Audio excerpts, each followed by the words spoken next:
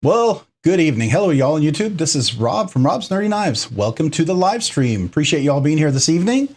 So far, we have Ground Fog, the Great Dane, Censor, Rocky Graham. Welcome, channel member Rocky Graham. Thank you.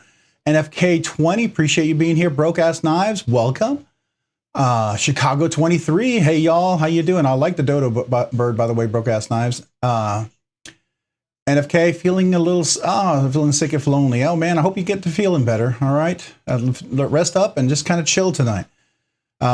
Colby Venable, welcome. Hello, hello. Tyler Williams, greetings. Welcome to the live stream. Appreciate you, channel member. Just Nate, welcome, friend. Yes, welcome, welcome, all friends. Appreciate you, channel member, as well. Let me get that. Hello, hello, hello, all. Well, hello back to you. Hey, no problem, Just Nate. You are welcome. Mark. Oh, I hope I'm gonna pronounce this one correctly. I like to pronounce names correctly. Mark Shanezi. Shanezi. Is that close? Close enough? Hopefully I didn't butcher it. Welcome, Mark. Appreciate you being here this evening. Good evening. Legion Steel Knives. Welcome. Hey, how's it going? Sorry, I can't read for some reason. Oh, hey, wait, I got the audio over here, man. What am I doing? Let me mute that here. Where is my mute button? Come on now. Well, at least I know the audio is working. Thought that was my wife's TV out in the living room, but it's my iPad. I usually do that just to test it, right? So there we go.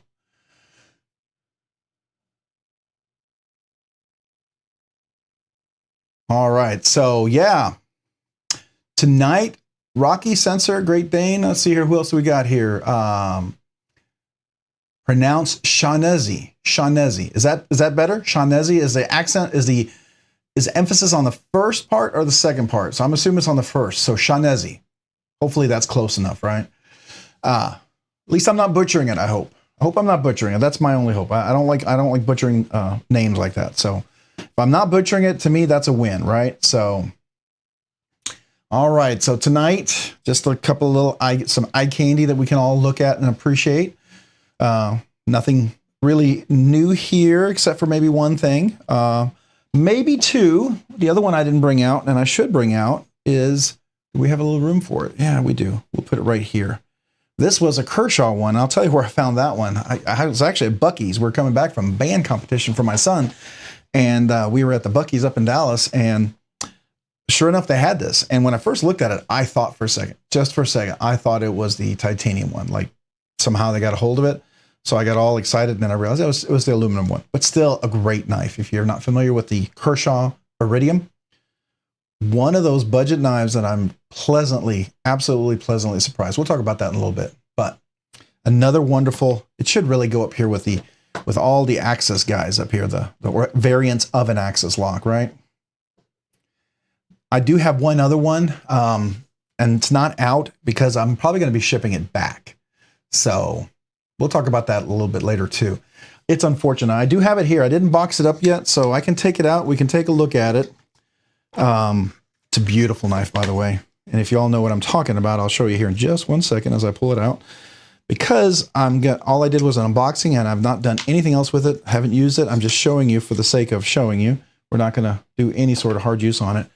It is the Adamas with the carbon fiber. Here, let's put it over here if you can see that a little bit better. Really, really nice. MagnaCut steel, polished. It's a thick one. Definitely a thick stock. Definitely meant to be a hard use kind of knife.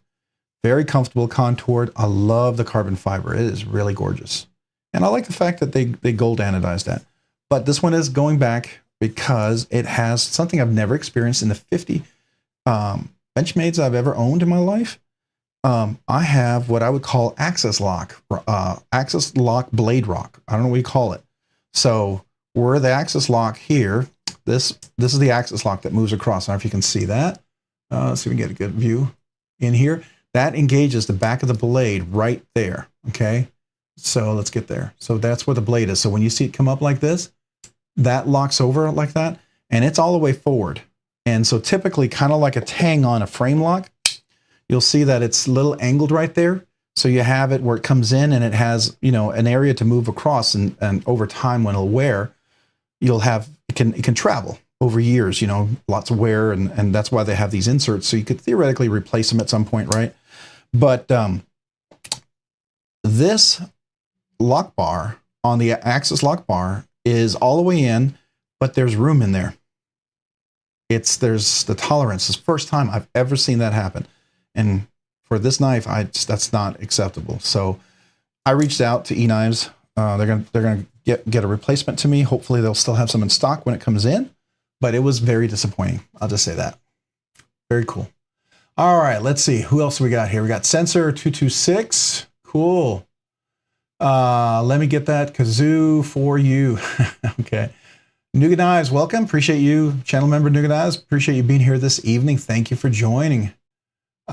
Ginger Fisher, 75. Evening, folks. Evening back at you, Ginger Fisher. Appreciate you being here. Channel member, thank you. Yeah, it was Tyler. It was definitely a kind of a bummer, right? I will tell you, it's a pretty good knife. It's one of the few knives that I think it justifies. I'm more okay with what Benchmade is charging for it, right? So we'll go there.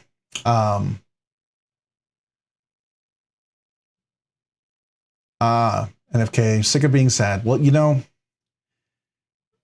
I will tell you, I don't know how long it's been now since, I believe, if I remember correctly, please forgive me if I don't, but was it a month or 2 months since your father passed away? If I'm remembering this correctly. If I'm not, please forgive me. I'm trying to remember that. But, you know, in the Jewish tradition, they actually mourn for an entire year, right? And in the ancient times, you used to, you know, they would allow you for a year to mourn. So that means that it really does take a while to get through that. And it's a process, and it's not going to be easy, right? So if I'm remembering that correctly, if I'm not, forgive me, but I'm just trying to remember our conversation. Matt D, welcome. Appreciate you, channel member. Appreciate you being here this evening.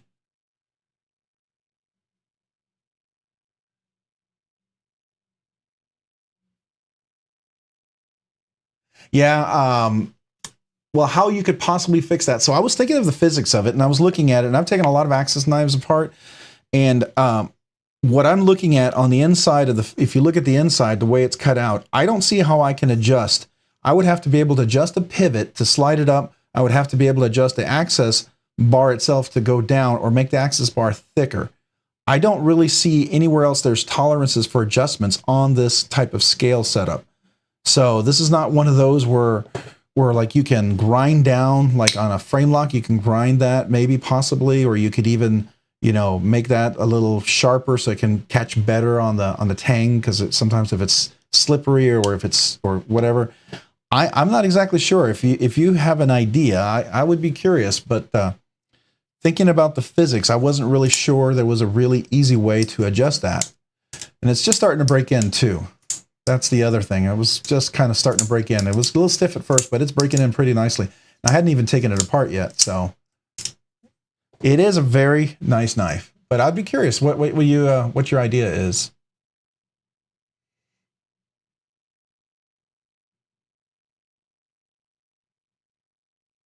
Yeah, see, if I was a collector and this was just a collection piece and I put it in my case and I just like to pull it out and kind of just enjoy it by, you know, out of the case and not carry it, it would be one thing. But I use my knives, especially my Benchmates, because that was my first really nice knives, and I want to use this. I want to be able to use this, and I plan to hard use this as much as I would my McNees, right? Because I feel like it should be able to stand up to that, right? And that's kind of where I'm at with that. So yeah. So what Spyderco is that with the shiny handles? Are you talking about this one right here? Or are you talking about this one? This is the paramilitary 2. This is the Para 3. This is a Shaman. This is a Smock, and this is a Manix 2. So which one were you wanting to take a look at? Yeah, this is the RG Custom Works scales. Some of the nicest scales out there. I really recommend. If you like these, you can get on his wait list. It takes him a while to make them because he makes them by hand. He has a single machine. And they truly are custom, and they fit so nicely. There's no blade rock. It fits in there dead center and everything. Just really, really nice. And it's contoured, beautifully contoured, comfortable. It's got just enough texture so you don't feel like you're going to lose it. Really, really comfortable. It is definitely a business executive type of church knife. You know, I guess if I went to a blade show, you wanted to show it off, this would be one of those knives, right? I could see that. So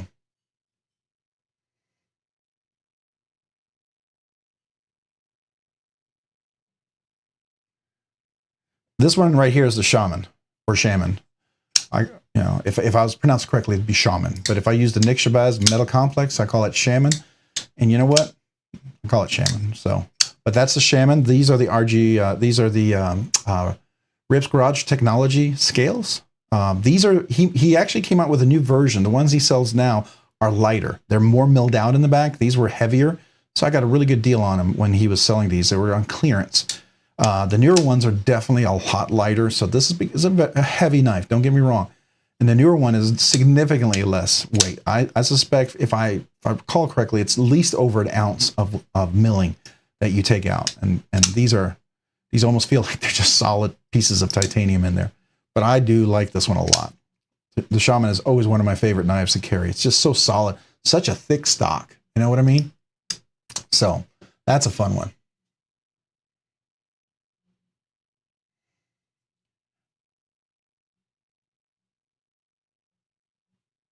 Now, by the way, they do make these scales, these RG Custom Works. They make them for the paramilitary too. I hadn't really considered putting them on there because I already have my Arctic Storm on here.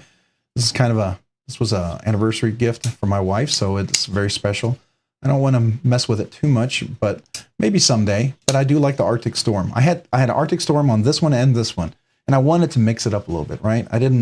Felt like I really loved Arctic Storm so much. I went crazy and bought it for two different Spydercos. And then I realized, I want to kind of mix it up a little bit. I like it on one, makes it kind of unique. I just didn't like the exact same one on both. So that kind of mixed it up a little bit for me to get that. And this is the one that I like. And that clip, by the way, I love that clip. I mean, it's not a super deep clip, but it's deep enough. And if you look at let's see here, can we get up there? If you look at the milling, it is very nicely milled there, and it actually has some flexibility to it. You can see that? It flexes in and out of the pocket really nicely, really nicely. I'll even flip that side so you can kind of get a look at that. Oh, it's a nice reflection there. Kind of makes it stand out a little better, huh?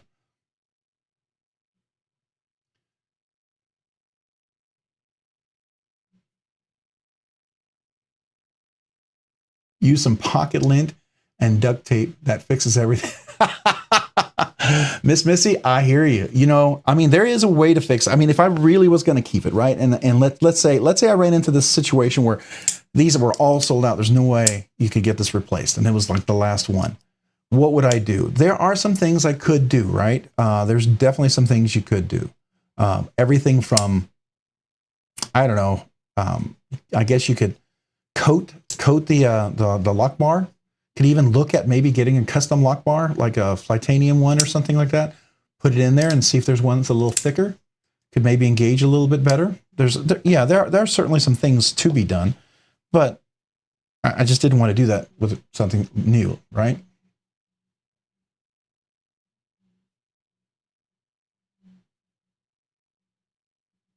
Oh, no problem. Me with knives, I understand. Grandsons are important. Spend that time. My oldest is 25, or going to be 25 this year, and not quite having kids yet, but I can't wait for that moment. I know my wife can. She doesn't want to be a grandmother, but I think I would enjoy it. I think I would enjoy spoiling a grandson. That would be fun. Oh, the Chavez 229. Let's take a look at that. Hey, Rocky Graham, welcome. Appreciate you being here tonight. Welcome. I said hello to you earlier, but I wasn't sure if you were still on or you heard me because I didn't see any reply. I was wondering if you're just kind of hanging low, laying back a little bit. But let me click on that link. Why is it not opening? There we go. Well, let me make sure I'm open the link first. There we go. All right, let's see if we can get over there to the web. Oh. All right, so it's always weird with um, the studio that I use. The way it acts, you have to, I guess I have to open a web browser first. Let me do that. Then let me open the link to the web browser. So now it's connected. Now I can open up the link that Rocky was sharing, and now we'll see it. All right, so let's go that way.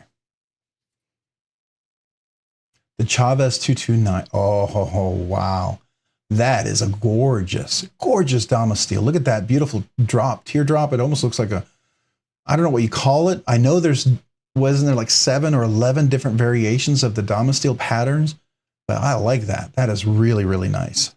It's not anything, let's see here, is it? A little bit, maybe a little bit like, I don't know if we can see that right there. A little bit like that pattern there, but not quite the same.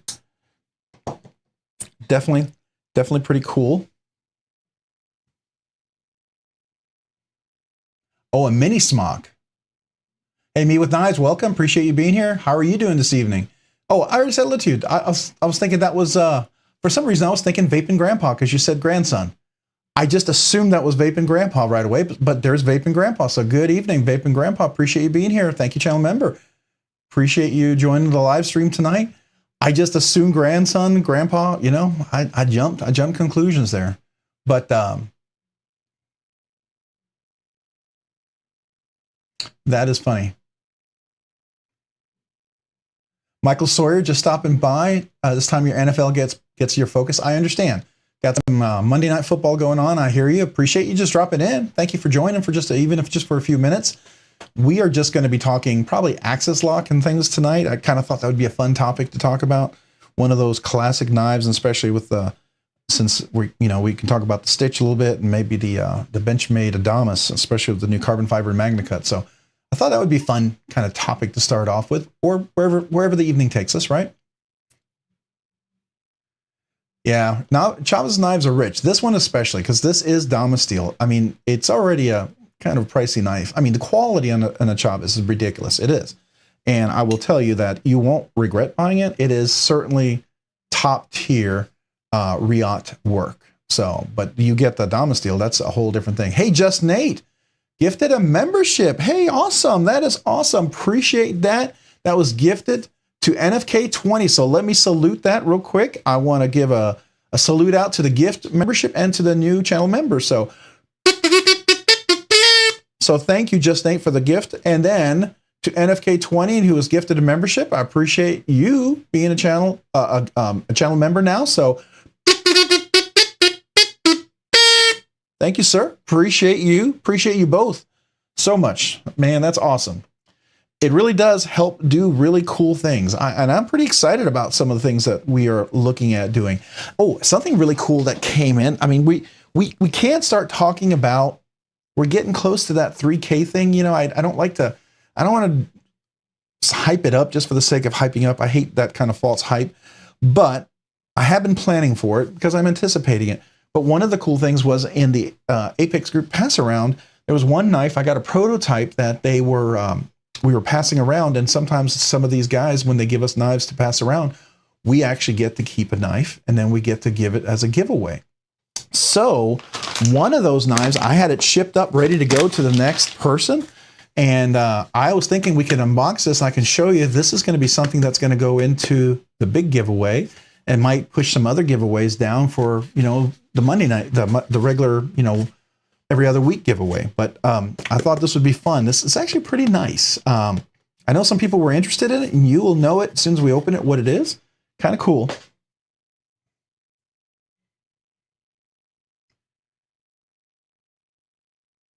Yeah, thank you, Nate. That's just awesome. So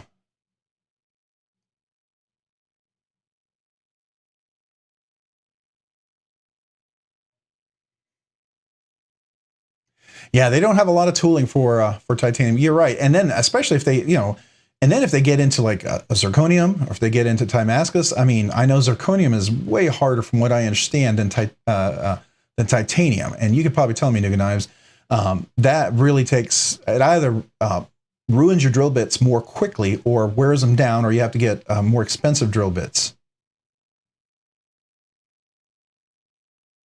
Yeah, the kickstop adds a lot to it for sure. And if we go back to that web view, if you notice, and the one thing I noticed here, and I don't know if you can really see it, even the kickstop little piece right here, that's a separate piece. If you take the knife apart, you'll actually see that's a separate piece.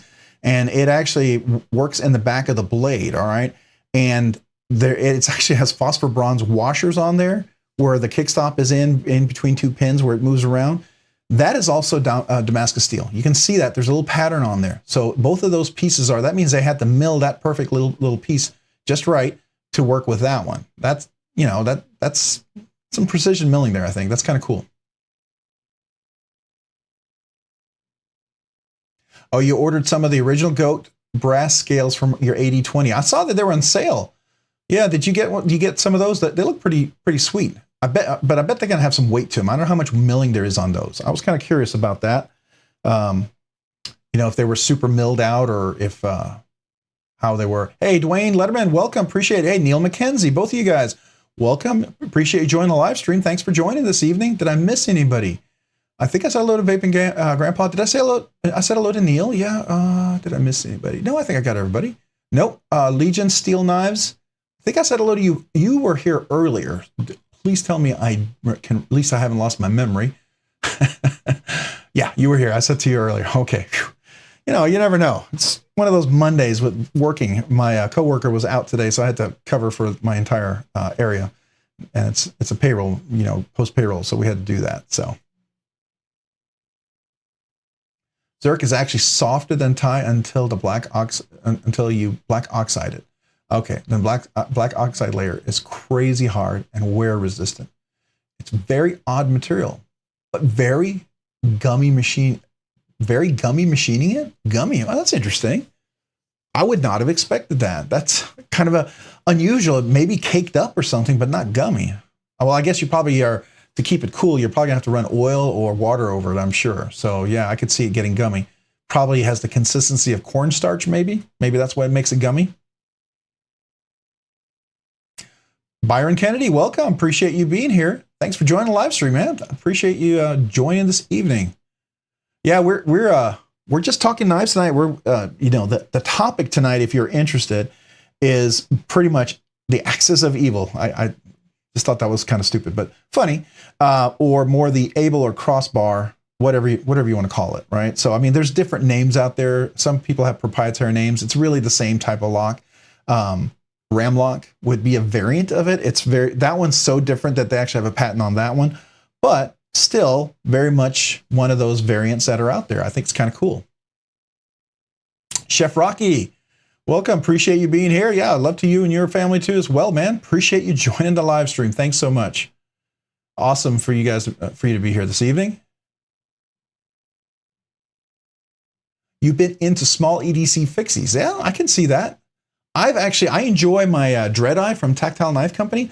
That's a pretty fun knife. And I think Javon has actually kind of got me interested in some small fixies. He talks about them a lot. And between Javon and Lefty talking about, you know, slip joints, I don't know. I might be brought to the dark side, both dark sides there. You know, they keep chipping away at me. At some point, they might chip through, so we'll see. But I do enjoy carrying my my Tactile Turn Dread Eye, and I do there is a Benchmade fixed blade that I really do like, and I really enjoyed. I almost would like to get it again. It was just a really great size. Maybe we'll take a look at it. Let me see if I can find it real quick. I will jump online here real quick and see if we can find it. But it's kind of curious if what you guys think of it. You can tell me. Oh, I don't want to go to. Well, I'll go to Benchmade's website and we'll see the full price, right?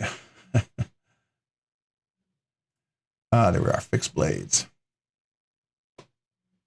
Okay, all right.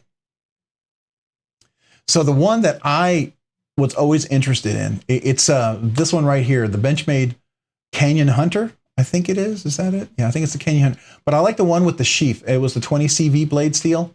And I don't see, there it is. This one right, no, it's not this one. It's the Hidden Canyon, but I thought it was the one that, are these on sale? I thought it was the 20 CV version. Maybe they don't have it. Or maybe it'll show both. That's a wood handle. That's the G10. That's the wood handle, okay. Okay, yeah, this is it. Okay, so the one I saw was at Cabela's, and they had a full orange handle, very much like my MSI, like I was telling you the first time, my first Benchmade mini barrage, my very first nice knife, that kind of color. The handle was full orange, and I wish I'd kept it because I went in there, they mislabeled it. They were selling the 20 CV version. Is this the 20 CV? One of them is 20 CV and one is not.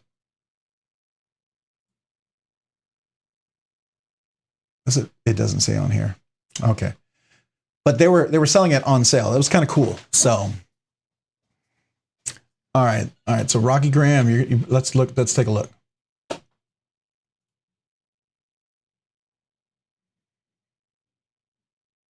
Ah, yeah, that's a classic. That's the very tactical knife, right? It's definitely one of those things you could use for. I think Lefty EDC calls it Friday Night Slurpee Defense. I think it's hilarious. I've heard Javon use it. I've heard other people use that term, and it just kind of, I think it's caught on. Your Friday Night Slurpee, if you're protecting your Friday Night Slurpees. I get a laugh. I get a chuckle out of that, but there you go. You carry this one. You actually carry the SOCP dagger. Is it a black sheath as well, or do you do any of the different variants of the colors? Is it yours just a straight up black sheath?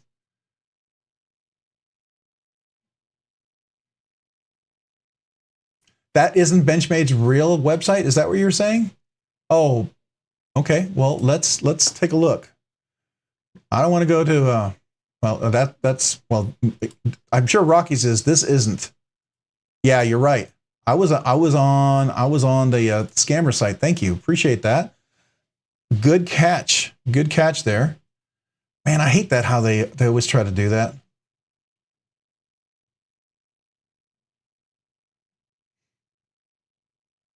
Just catching up on the conversations here.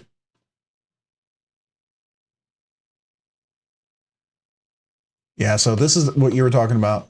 I think the dagger that Rocky had posted, it's definitely their website, and there you go. There's this. That's this, which is actually really nice. Now, for some people, it's a little small, but it's almost a full size knife. If you've got extra large hands, it's very comfortable.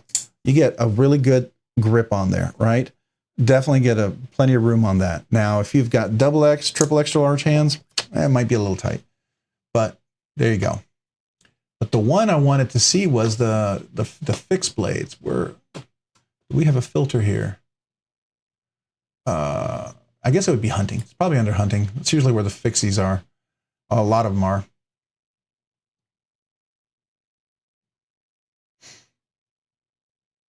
Yeah, the Hidden Canyon. That's the one right there. So the one, I don't know what that is. Some advertisement popped up. All right, so we have, okay, so this is the one that's probably 20 CV. Does it have the specs on here?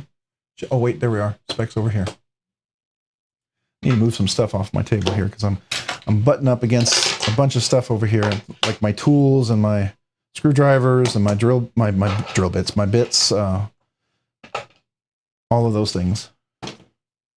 I'll move that down here so we have a little more room.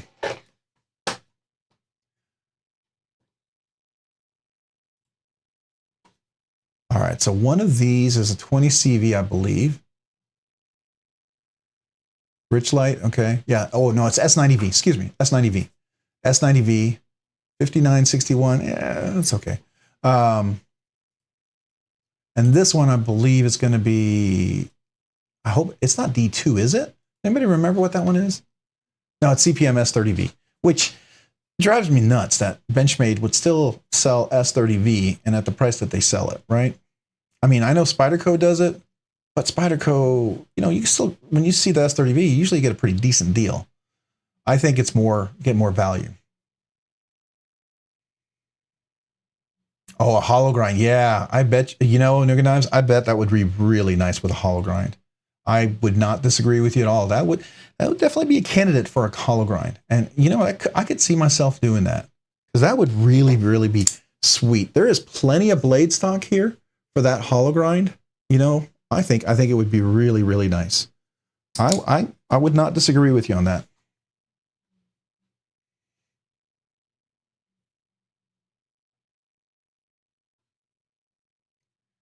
So you have a fixed blade Adamas. Okay, that thing is big. I carry it sometimes just because. Well, yeah, I can see that. It's a big knife for sure. I know the regular Adamas. I used to have the regular Adamas and the mini Adamas in the crew wear, and that's when I had like a ton of Benchmade. And then for some reason, I just decided to scrap them all except for my bug out, which kind of bummed out about that. I think I was wanting to get other knives, and I just thought, I'm done with these. Let me buy more knives. And then I realized a couple of them I wish I'd kept. And one was the Adamas, obviously. The bug out I did keep, but glad to get that one back. That was always, I always liked the knife. I just liked the look and the feel of that knife. It just was the aesthetics really spoke to me in that knife. Yeah, I would agree. Spyderco's S30V blade steel, their heat treat, it's absolutely better than most people's M390 20CV. I mean, unless you get a really good heat treat. Now, I will say, lately, when you get some of their limited editions and you get some of those knives, I have found that it's not as soft as some of their cheaper knives, right? The 20CVs. Like, I think on the Big Banter, it's okay. It's not great. It's okay. But for the price, I feel like it's okay. But I know on the Makani, which is a limited edition and it's a very thin blade, that 20CV, man, it takes a little work to strop up, but boy, it retains the edge much better than most of the 20CVs. So to me, I feel like it's not definitive unless I do an HRC test, right? I get it. But I don't have that equipment, and I'm not love them knives where I'll send all my knives away to get them tested, right? Maybe if my channel ever gets huge like that, that would be something you could do. But I go by just my feel of it and how it wears. And that to me seems like a pretty good heat treat on that one. But I also get better heat treats if I usually get not the black coated or black stone wash or PVD or whatever. That tends to be a little better heat treat as well, at least for me. It's not always perfect. I've gotten some that are kind of disappointing. There's no doubt.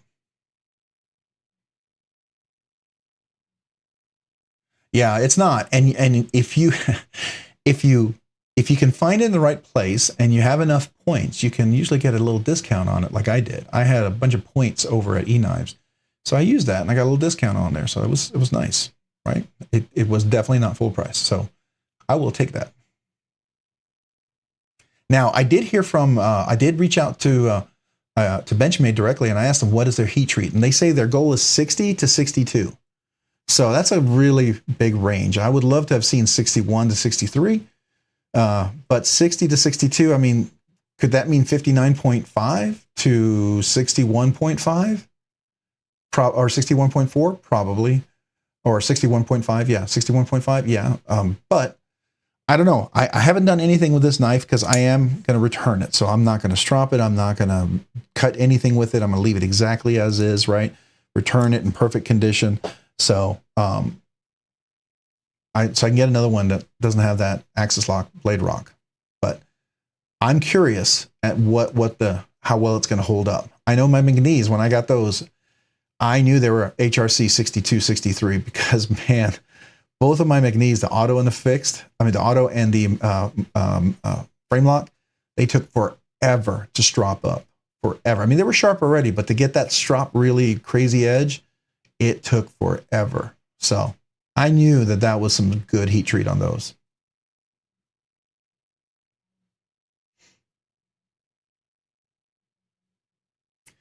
Yeah, I hear you, Vaping Grandpa. You know, and that's the thing. It's a matter of, we had a whole episode on there, I think I did a Rob's Rambling on it, and I've seen other people talk about it, is some of the knives we all buy, we know they're overpriced. We know they're overpriced. Are we paying too much for them? Yes. Are some people charging more than they should? Yes. But if we really like the knife, will we still buy it? Yeah. And I think that's what it comes down to is, will you buy it, right? So for me, like for instance, I know people who really like that super thin Benchmade one. And I'm in a pass around where I'll eventually get a chance to handle it. I'll give you my thoughts on it. Don't know when that's going to happen. I'm way down on the list. But at some point, I will get to handle it. And I'll give you my thoughts on that. But I will say that for that price, I can get a McNeese. Personally, I think the McNeese is just way better value. Just my two cents on it. But if you're a Benchmade fan and you love all Benchmade, I mean, I know people who are diehard Benchmade fans. I get it. Just like there's some people who are diehard ZT fans. There are people who are diehard Spyderco fans, right?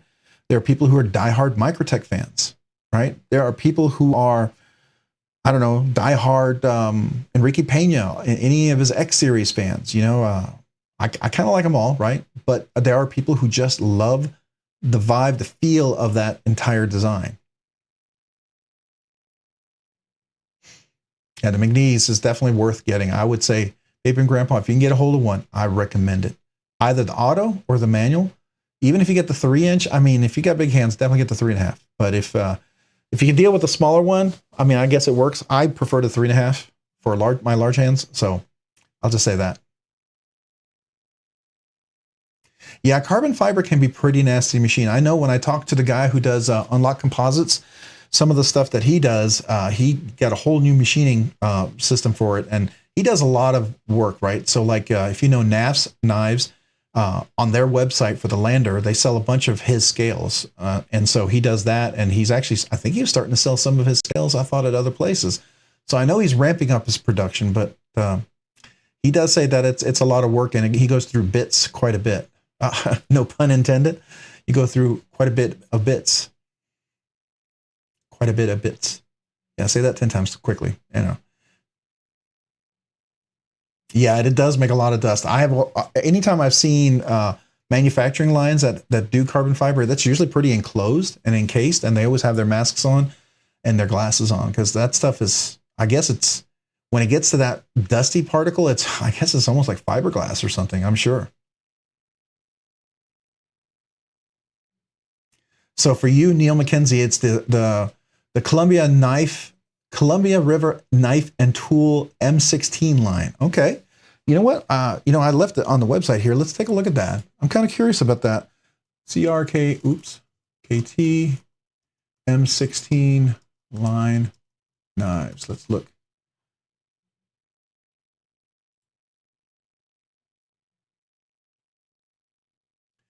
Oh, okay.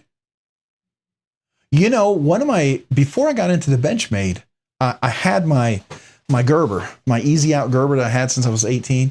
I got a CRKT, Columbia River Knife and Tools one. It was like this one, but not this design, because I think that's pretty cool. I like that design a lot. I think it's pretty cool.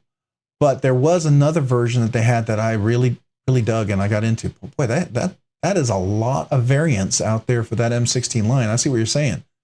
Wow, that's a lot of choices. Okay, I thought it was just a few, and I kept scrolling, and there was like variant after variant after variant. Okay, I got you. I can see how someone can really be into that design, right? There's the 02, the 01, 02, 03, 04, 010, 012, 13, and 14. Okay, very cool.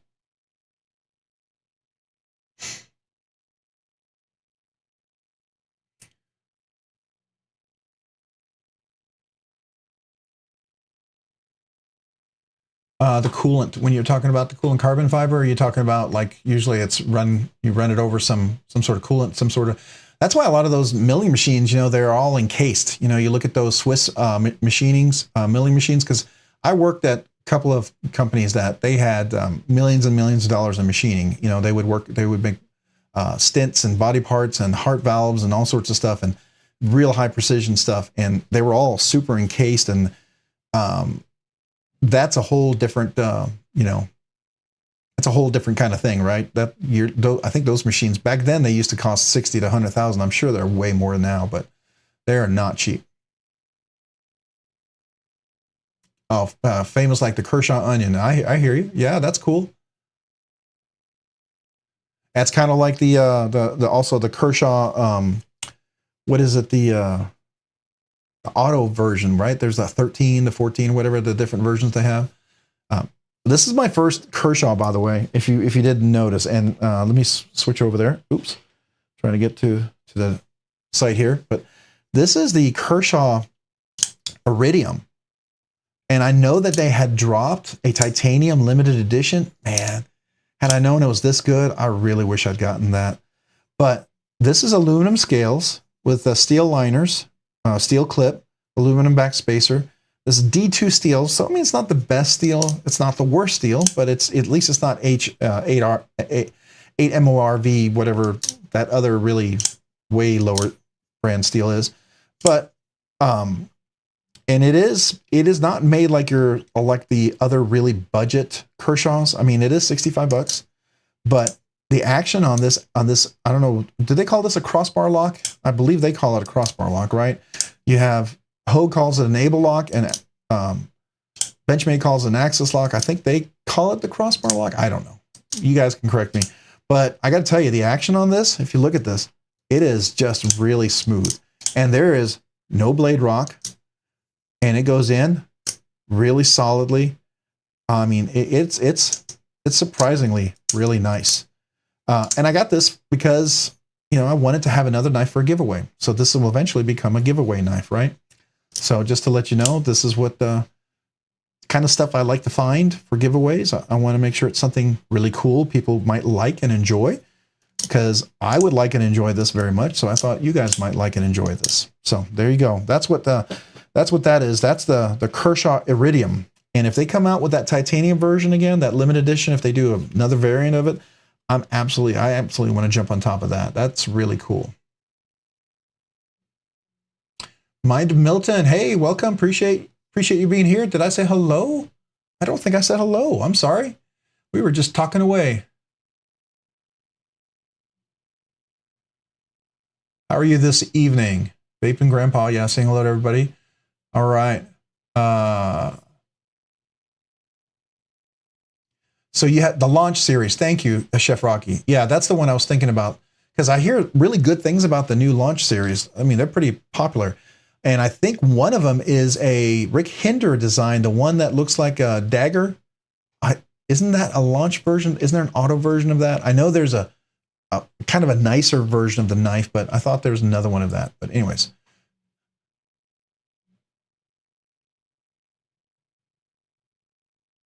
Yeah. Yeah, I don't know what's going on with ZT. You know, I mean, Hogue seems to have a revival going on. Not Hogue, but Kershaw seems to have a revival going on in their company. I mean, I even hear, I'm not a fan of it, but I even hear Gerber doing some better stuff out there. So they've really gotten some pretty decent knives coming out, which, you know, if you look at the history of a lot of their knives, it's kind of surprising, you know, and I like to see that. I like to see that effort. I mean, even, but I'm not a fan. Not a fan, so you know, don't take us as a fan, but I appreciate it. You know, Buck even has some interesting designs that they've come out with. I thought was pretty cool. Oh, hey Tyler Williams, thank you so much, man. You are awesome. Thanks for the mod, heading out with the wife to celebrate 10-year anniversary. Well, congratulations on 10 years. That's awesome. You deserve a big celebration for that. Have a great stream. You know what? We'll do the Scottish throat pipes.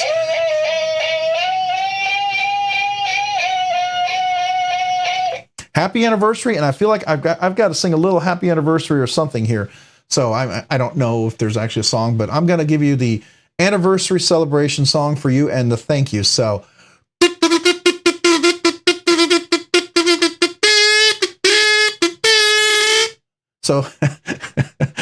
I'm not a musician, but there you go. I mean, I play a little guitar, but I don't play the kazoo. But you know what? I'll play the kazoo for you. So thank you so much, Tyler. You are awesome. I appreciate that. Always a huge supporter, and I appreciate that. All that stuff goes toward the giveaways, as you know. And one of the reasons why I can get really cool giveaways like the Iridium. I'm really excited about that. So thank you to you guys. Man, I appreciate it. Have a great anniversary, by the way. Enjoy wherever you're going, whatever food you're getting. I hope it's delicious. I hope it's a great evening. So congrats. 10 years is awesome. My wife and I are coming up on 27, so kind of amazing how time flies. Oh yeah. So let's take a look here at his channel real quick. So this is Tyler Williams over on YouTube. If you haven't had a chance to check him out, 195 subscribers. If you haven't had a chance yet to subscribe to Tyler, go check him out. Maybe give him a subscribe if you wouldn't mind. Watch a video or two of his. Definitely worth a look-see, if you will. Oh my gosh, is that a mini conic Arius? It is. Oh wow. Okay, that's cool. Yeah. So definitely worth. You get to see some really, really cool knives. Make sure the sound is off. I don't want to get copyrighted. Oh, that's beautiful. I love that bronze anodized. That's nice. Yeah, definitely worth. Go check out his channel by all means. Definitely some cool stuff there. I don't think you'll be disappointed. I watch a lot of his stuff regularly, so there you go. Definitely enjoyable. So please do go check him out. Me with Knives. ZT is chasing the gentleman carry crowd. Are you thinking like the older folks, the ones who knew ZT when they first came out, and they're kind of like stuck with ZT and they kind of think it's the same still? I think Gerber fell into that for a while. I think that was Gerber's kind of issue, right? And then I think Kershaw fell into that for a while, to be truthful.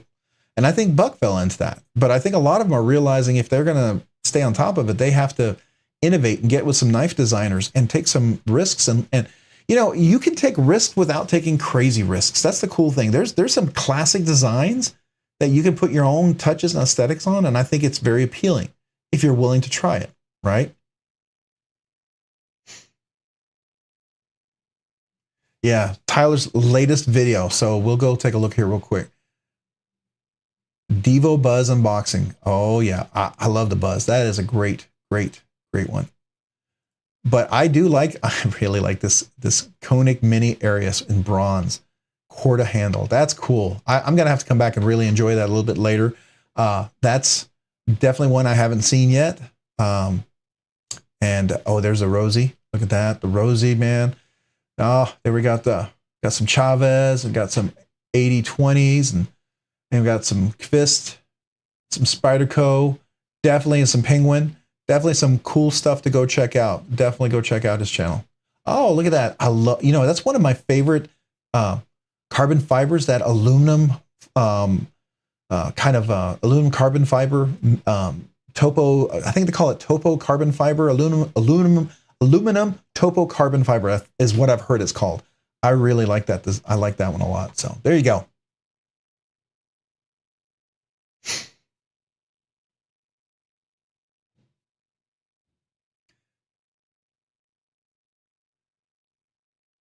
Oh, that's awesome. Yeah.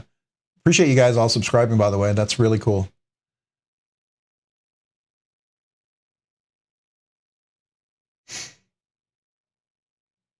Well, let's see. I'm going to take a quick look, see what I'm going to refresh it. Did he break 200? Sounds like we've got at least 3. Yeah. We're almost 198. If 2 people who haven't subscribed to Tyler are still here, and if you're interested, you would consider subscribing to Tyler, go for it. You know, it's your choice, certainly, but I think you would enjoy his channel. I think it's got some good stuff there. So,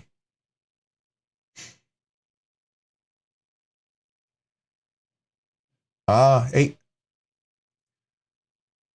let me get that. Let me G. I always like the way you guys abbreviate some of these. Sometimes I think there's somebody new that jumped in the chat. You know, it's like when everyone called Mind of Milton Mom. I was like, Mom? I kept thinking Tri-State, you know, Cole would go, Mom, Dad, you know, I kept thinking that.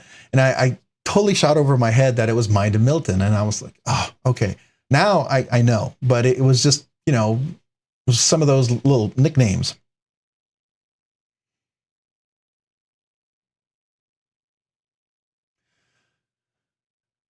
Yeah, so me with knives, ZT went with the smaller, slimmer knives instead of the old school built like a tank knives. Yeah. You know, I had a 562 carbon fiber. That was my first kind of Hinderer influenced design. Really liked it. It kind of led me to my Jurassic, right, that I had for a while. And I got that because I thought that was a cool Jurassic. It was the only one available, so I felt like I should buy a Hinderer, right? I'm glad I decided to wait for the non-flipper XM18 because that's fantastic. But I will say the Jurassic is great for people with smaller hands. So if you have medium, smaller hands, you know, if perhaps somebody who, maybe a lady or something who likes Hinderer knives, that would be a really nice design. I think you'd find that a really comfortable knife. Unless you have very large hands, then, you know, you might want to get something a little bigger, but there you go. All right, Vaping Grandpa. Hey, appreciate you being here this evening. Thanks so much for joining the live stream. Yeah, we're going to hang out just for a couple hours tonight. I got some family commitments I have to go to myself, so I'm not going to be able to do the 11 o'clock way late show like we did last time. I totally lost track of time and got in trouble a little bit for that one. But by the way, Rob, I really enjoy your streams because they don't feel like you're trying to sell me something the whole time. It's an infomercial.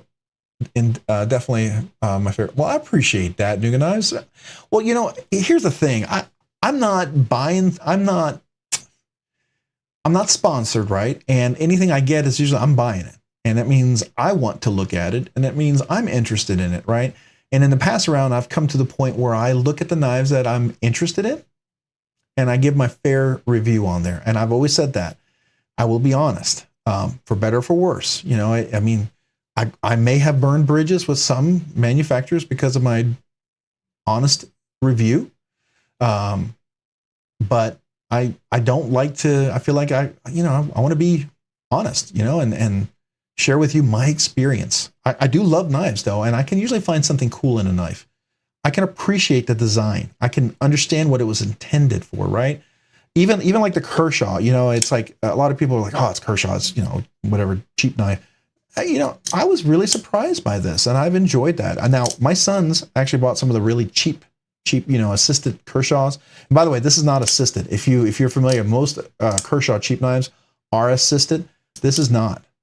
This is not assisted. You can see that it'll you know, it drops just naturally. It's not assisted, which for some people who know the cheap Kershaw, you'll know that's like that. But yeah, that's what I try to do. I just try to be honest, and you know. Feel free to, it's what I know in my experience, and I'm learning all the time. And I mean that when I say in the comments, I said, hey, I always look forward to hearing people's comments. If you disagree with me, I have no problem with that. I don't. If you find that I didn't like a knife and you love it, tell me why. And I can appreciate that and I can respect that, right? Or if you feel like a knife that I enjoy, you don't like, and you can tell me why and some things you have hangups about the knife or things you don't like, I can appreciate that, because you know what? Everyone's different, right? We all have different size hands, different shaped hands. Some have meaty fingers, some have thin fingers, some have big hands, some have little hands. Some of our, you know, genetics are different with the way we reach around and hold a knife, you know, and that's what I love about all the designs. There's so many cool things out there that you can appreciate. I mean, honestly, when I first got like the MSI, it is a gargantuan knife. And I know a lot of people, you know, they were done with it, right? And I get it. I get why. And had I not figured out that the intention of that button was really to be like, you know, their OTF, so that you can work this with one finger, I don't think I would have kept this knife, because it is rather large. But if you work it with one hand, it works really nicely. And it does the same on the stitch. Now, the stitch actually feels better in the hand than the MSI. I like the MSI.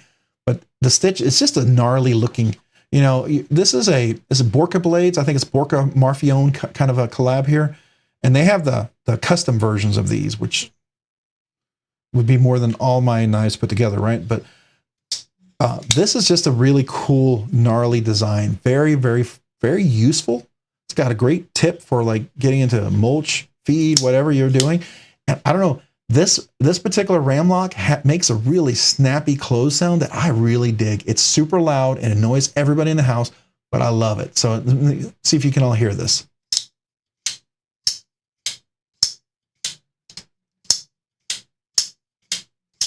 It's just like a real hard snap. I love it. I don't know about you guys, but that's what I try to be. So I appreciate that, Nuga Knives. I want to be that, you know, I want to be that honest review, for better, for worse, you know.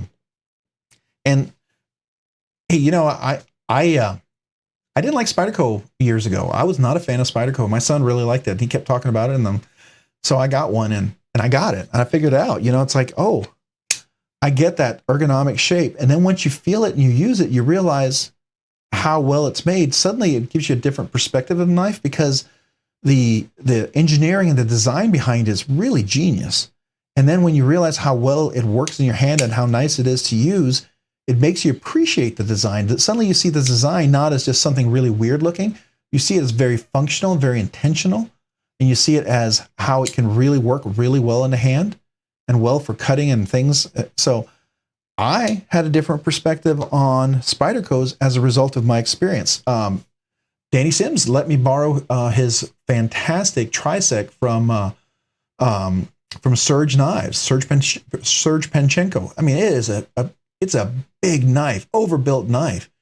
And he called it out. He said that it's a knife I probably would never buy, but I would love. And I think he's right. But you know what? It's made me, I'm going to say this because there's a lot of styles out there like this, but it's made me appreciate almost that meat cleaver looking kind of knife. I didn't think I would ever like that. I always thought that was really goofy, like I thought Spyderco. And after handling that knife, I was like, okay, all right then. I can dig that. That's kind of cool. So it makes me think of Berg Blades. I think Berg Blades has something very similar that at first I just completely dismissed, but after handling the trisec, I go back and look at it and I go, interesting. You know, it's like it changes your perspective as you handle the knives and you feel them and you feel the design. It's kind of cool.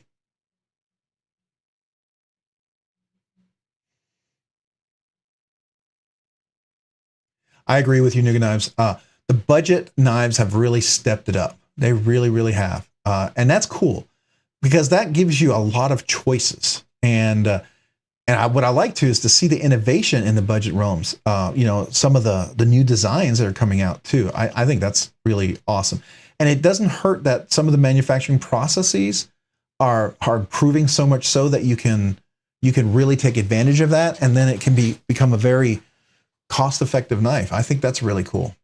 Now, I know for some people who are not a fan of buying international, may not be your cup of tea. I get that. But I think there's still a lot of great options for USA only.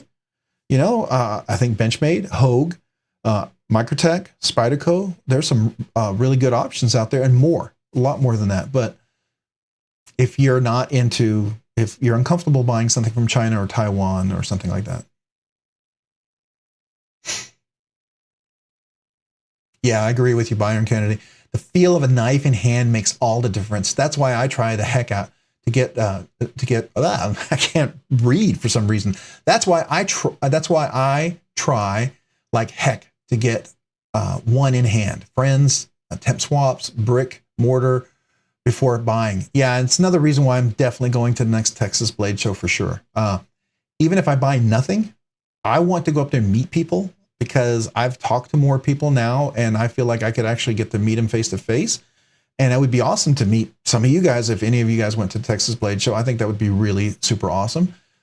If you wanted just to say hello. I mean, I wouldn't want to take you away from your knife shopping, but it would be cool just to say hello and get to shake your hand. I think that would be really nice. So NFK20, appreciate you lurking, man. You are welcome to lurk all night. Even if you just hang in there, right? I know you're feeling a little under the weather. We appreciate you. We do. And we want you to get and feeling better. And we're here for you. All right, man? So appreciate you being here. You're not lurking. You're just hanging around. Just, everybody else has a lot to say and you're just listening and absorbing. That's what you are. You are absorbing all the good information from everybody.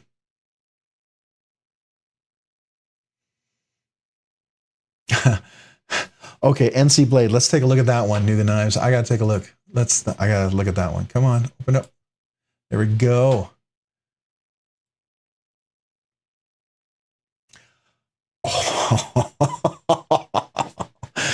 Oh man. Dang. Wow. Yeah. That even puts Metal Complex's knife to shame. I mean, seriously, that's something like Scott would own. Sierra Bound. I could see him owning one of these. You know what I mean? I don't know if you ever watch his stuff. If you ever watch him on Instagram just to see what he owns, it can be cool and enjoying. It can also be frustrating because, seeing someone own those many knives, it can be disheartening because I know for a fact that probably 90% of his collection I'll never own one of those. That's a reality. He's in a whole different league than I am. And that's okay. You know, he appreciates the knives, but this right here is amazing. Look at that. Is that abalone? That's got to be real abalone inlay. Look at that. That's gorgeous. And look at that grind, that custom grind. It's kind of jigged, but not. Very intentional. And what we got 4 different grinds. That's crazy. Hollow grind on the top here. Hollow grind up here. Hollow up on top. Flat grind. I think that might be actually, no, I think that's flat. Now that might be hollow, and that might be flat. That almost, I can't tell. But it's crazy. It's insane. Yeah, Bigger Knives. I understand. It's even William Henry. I'm not a big fan of William Henry, but there are some of the works that he has that they are impressive. They're just a little too delicate for me, those knives, because I've handled some William Henrys, and they're pretty cool, but they're not real hard use. They're very delicate. They're very jewelry type knives. At least that's my experience and the feel of the knife. I could be wrong. And if some of you guys own William Henry knives and you beat the heck out of them and use them really hard, let me know. I would be really interested to know that. I've handled several of them when I was up at the House of Blades and the Blade Bar up in Dallas. I've definitely handled those, and those are pretty cool, but they never felt really robust. You know what I mean? Like this Borka blade, this one right here, I suspect this stitch right here, you could feel like you could still beat the heck out of it. I mean, I wouldn't with $1,400, but I bet you feel like you could.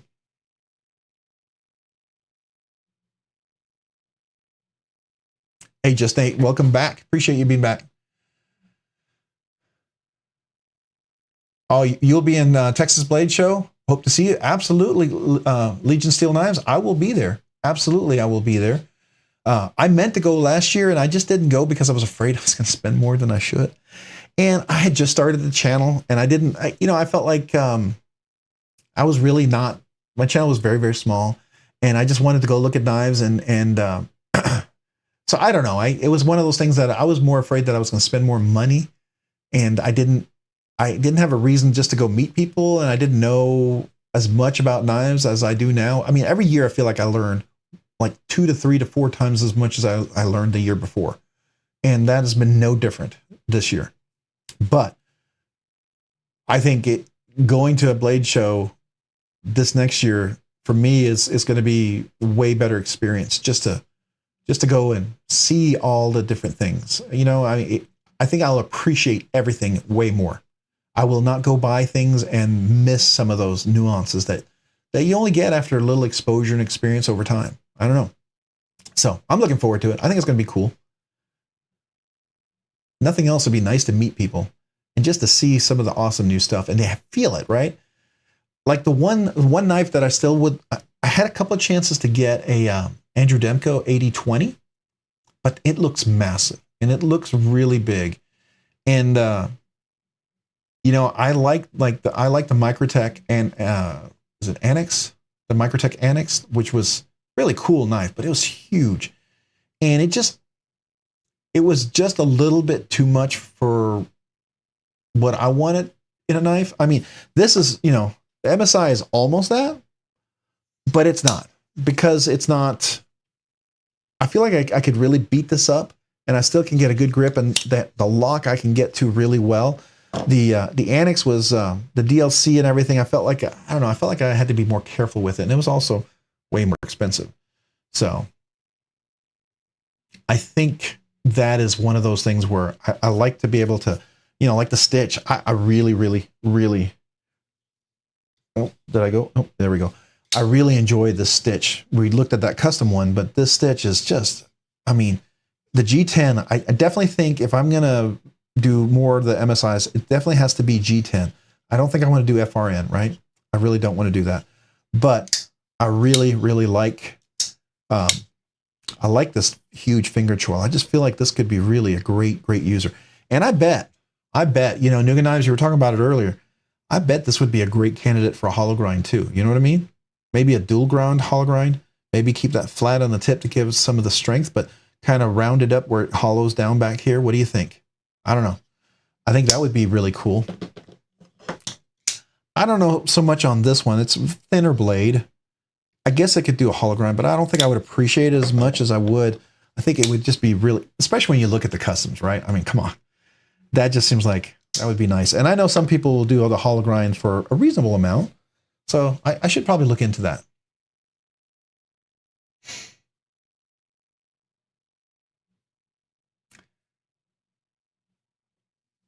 Yeah, so definitely a cool knife. I think this would be in the Grail status, right?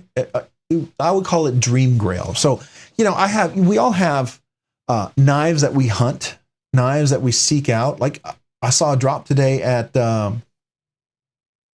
was it NC Blades? They actually dropped a Mordax. Did y'all see that? Which tells me that maybe some Mordax are going to be dropped more and more. So I got to keep an eye out for that. So if any of you guys happen to see a Mordax drop, let me know. But it's one of those knives I've kind of stopped hoping for. But if it happens to come up, you know, I'll look. But I was kind of surprised to see that. But they're knives that you hunt for. They're knives that are Grail knives. Then there are knives that are pie in the sky Grail knives that you hope someday maybe it's like that huge gigantic purchase you save up for maybe for a year or two. And then you have the Grail knife that you probably will never own, but you would love to just handle. You know, like I would love to handle one of Sharp Eye Designs by Brian Nadeau, one of his daggers, like those really custom ones that he has. I forget what he calls it. I know Metal Complex got one for an anniversary gift, but I would love to handle that knife. I think that would be probably amazing, right? What do y'all think? Is that something you guys have y'all ever handled any of the Brian Nadeau customs? I saw him working on some customs lately on his Instagram. He's been publishing it. You can tell there's a big difference between a custom and a production. It just looks more solid. There's more. It could be all psychosomatic, right? But to me, when I see Brian's custom work, it just feels like there's more to it. You know what I mean? There's more there. And he takes this beautiful chunk of steel and he whittles it down to the super strong essence of the knife. Whereas if you get a production knife, I mean, his schematics are great and his production knives are awesome, but they're little pieces that are brought together. And you know, it's like an assembly of cool little pieces and designs. But I feel like I get that feeling it's like a solid chunk coming together. I know it's not really, but that's the feel I get. What do y'all think?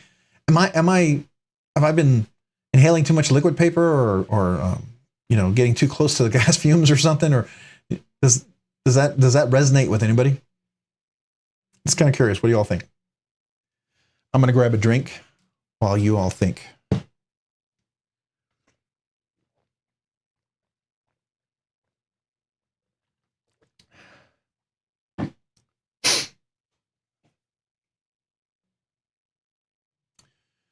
Yeah, Nuga knives, that is pretty amazing. That would be a knife that I would love to just handle. I know don't they have a category for customs? I thought. Isn't there a custom page or something? Oh, look, here's a Microtech. Now, what? Oh, 250? Okay. All right, so that throws me off. I thought the Microtech, what's the difference between a Frag Black G10 and some of the other G10s that are, because every place I saw, even Microtech was selling them for $300, $350. What makes this 250 and if it's not FRN? If it's not plastic, does anybody know? What am I missing? What's different here about this one than the other? I mean, are they just selling it at a ridiculously great price? It's Frag. Mine's not Frag. And to me, it seems like the Frag pattern might be something a little nicer you might want. What am I missing here? It's M390 MK.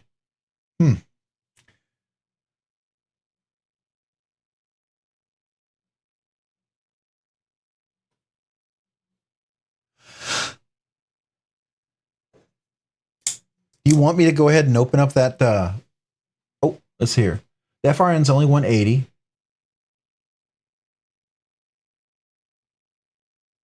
So why were some of them 350? I mean, a lot of people were selling for 350, and I'll be honest with you, I paid 350 for the orange one. Were they supposed to be 250? Did I get overcharged pretty much? Was it the supply and demand?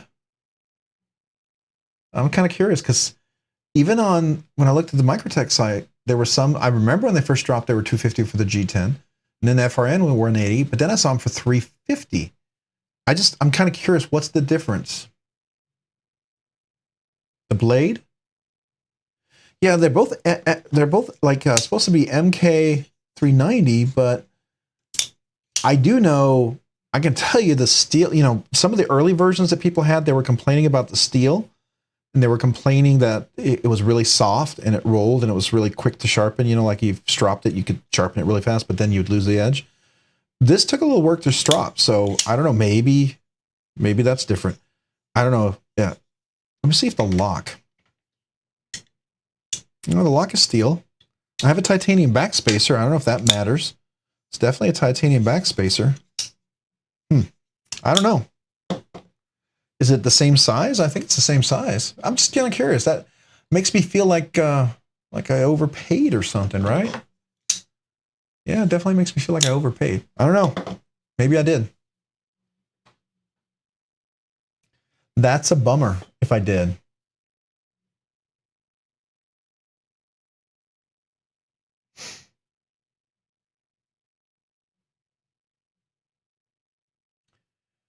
All right.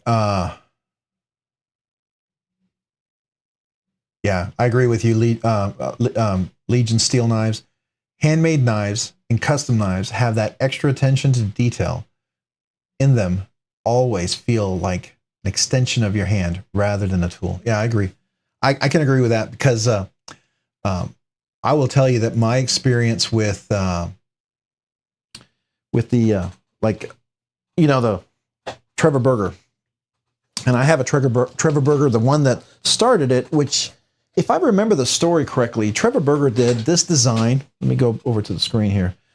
Trevor Berger did this design for Urban EDC, and it's called the Trevor Berger LC, and it's a production knife, and I thought he designed this first for them. I could be wrong, but that's what I thought somebody mentioned, and I don't know the entire story, but I thought that's how this knife was originally an Urban EDC design. And so they came out with that. Now, I don't know if he did a custom version for Urban EDC, and it was just for Urban EDC, and then they decided to make a production version from that, but it was still something, this first design was done with Urban EDC together, right? And that's why it's called the Urban. But then I got a hold of an Urban XL. And I will tell you, my experience, Legion Steel Knives, is this is a very different feeling knife altogether. Ironically, this knife it's way lighter than this knife. It feels way lighter, but it also feels way better. It's just the craftsmanship and everything together is phenomenal. And I mean, the milling out and how hollow it is and everything, and the tuning of everything is just ridiculous. So I agree with you. Definitely agree with you. I like what you say, an extension of the hand. I think that's really well put. I'm gonna have to remember that. I like those words. That's really well put. So, all right. There were 250. I don't know what the listing are. Yeah, I know. I paid 350 for them. I paid 300 for the stitch, and I thought that was a pretty good price because I thought there was some that ran much higher. But it makes me wonder, you know, are some people getting better prices, or is there something different? It just makes me wonder. I don't know.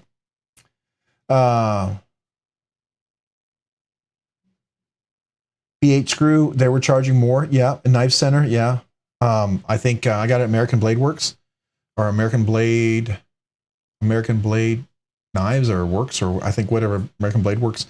Forget the name of the website. Let me see if I can find it. But they were charging a little bit more as well. And I think E-Knives, sometimes E-Knives charges more. Sometimes they don't, but sometimes they do. I think even SMKW, Smoky Mountain Knife Works, they were charging the $350 for it as well. So I don't know. When I saw that $250, it almost makes me feel like, you know, man, I throw away $100. That's kind of a bummer, right? All right, so let me look here. MSI. Do they have a price listed, or do they take the price down?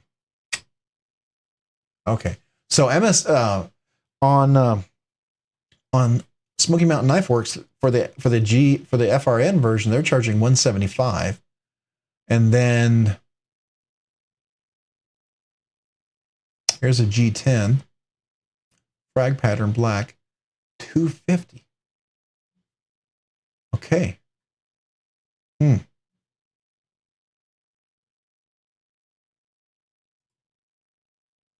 What is this one? 190 injection molded. Okay.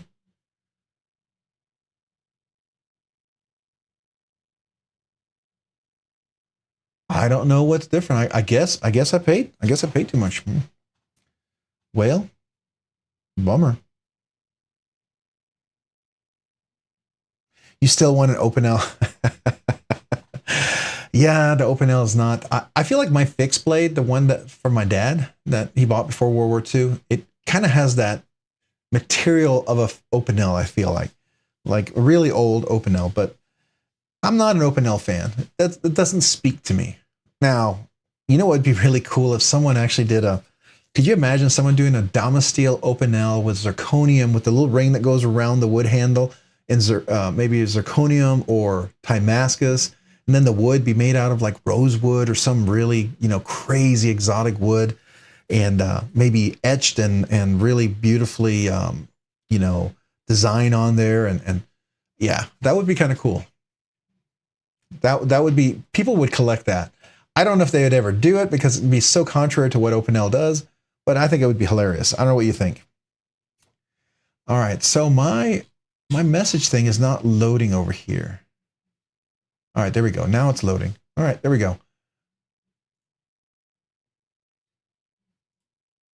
Is this the one we just looked at? No, this is not the one we just looked at.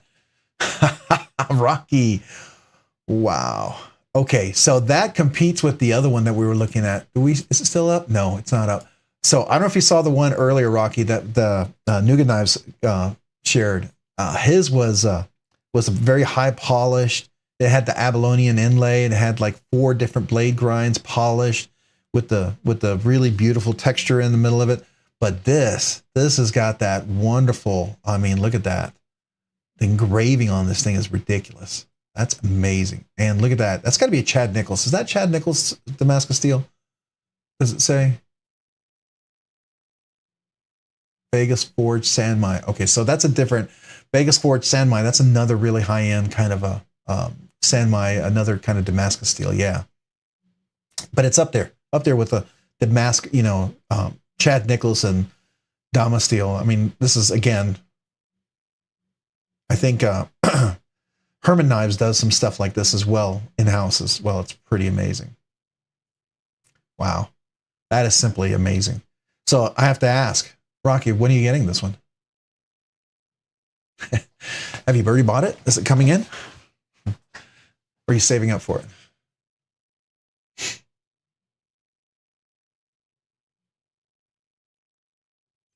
I should pick up an Open L just because.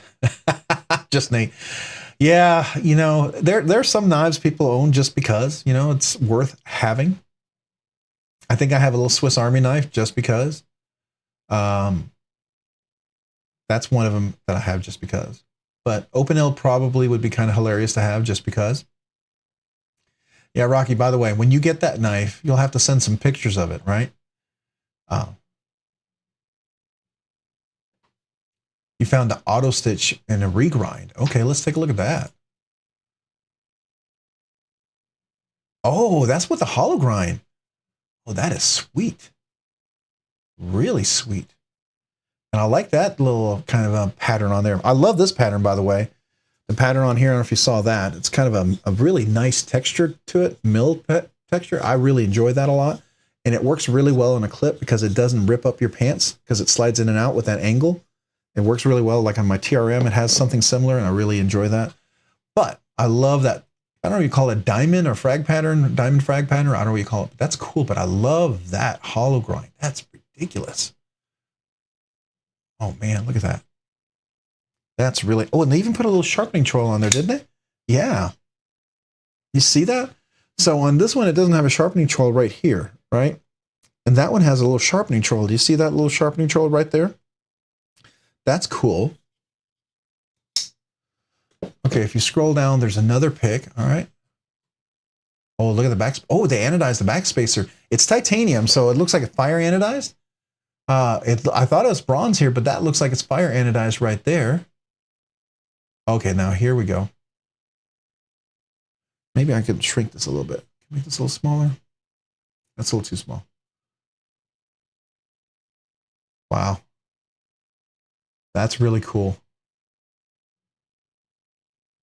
Oh, that's the auto too. So he did that on the auto, but I bet that would work really well on the MSI as well.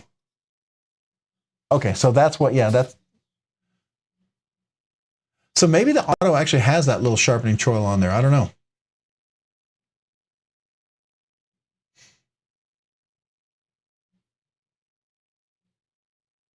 You might want to get one and take out a second mortgage when I sell off a kidney. Yeah, that's definitely like a donate, sell a kidney kind of knife. I agree. I agree. I think anybody ever go to Arizona Customs and look at some of their crazy, ridiculous knives? That's almost fun to just go look at sometimes. Matter of fact, we should probably do that just for fun. Let's go to Arizona Customs. By the way, thank you for finding that. Do you know who did the grind on that? Was that someone? Was that the person? Before I leave, I should probably see. Is that who did the grind on that?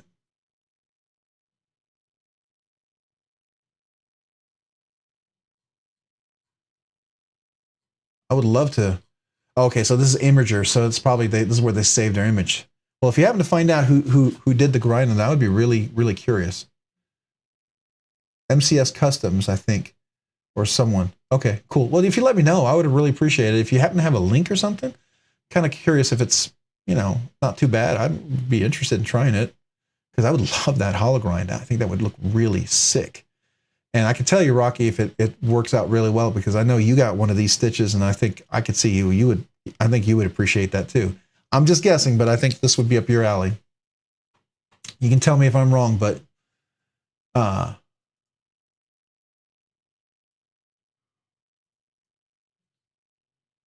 okay, so here's Arizona Customs. Yeah, so like they have $31,000 knives, a $75,000 bow. Okay, so that is crazy. That's crazy. Oh, look at that. You can get a different. You can save $1,000, Rocky. This one's only 9,350. What a steal! You can get it now. You just saved yourself $1,200. You don't have to wait 5 years. You can do it today.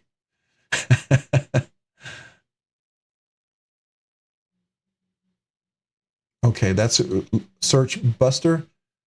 Okay, I'm gonna have to look that up. Let me open up a different site because I want to come back to Arizona Customs. That's just fun to go to. I don't know if you ever do that. Do you guys ever do that? I do. I like to just go to crazy places like that and just see what they have.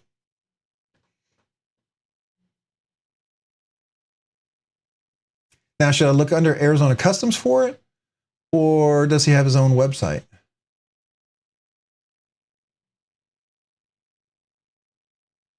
Robert Custom Cutlery? No.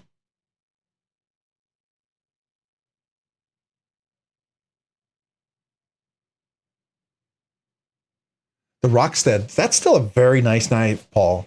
That's nicer than my nicest knife. I mean, my nicest knife, honestly, it's this, and I'm not playing it down. It was a very, very nice knife, and I really enjoyed this knife and enjoy this knife a lot. And I'm very, very happy with this knife, and it brings me a lot of joy. But I'm not anywhere near the Rockstead level, right? That to me that's the next tier. I'd love to get there someday, but I'm not there yet.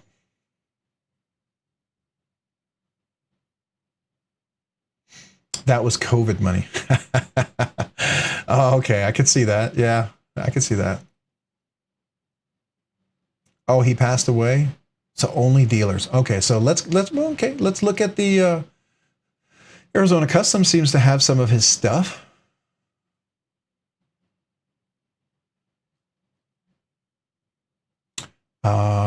Okay. Oh, wow. Look at his slip joints. Those are works of art. Simple works of art. Man, that's crazy. Wow. I bet right there, $500. That's like a mini dagger. I bet that's still a steal. Bet that's amazing. Oh, Byron, you got to head out? All right. Hey, no problem. I appreciate you being here this evening. Thanks so much for joining this evening.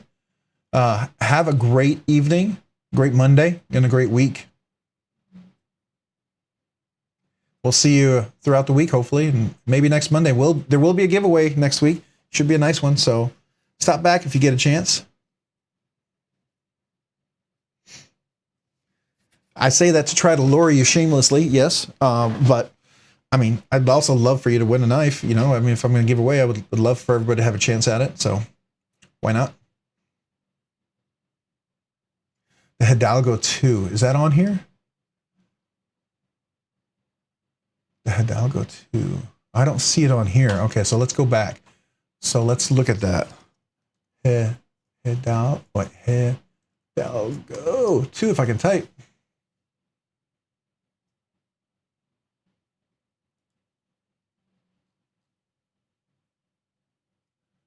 Okay, no, it's not there.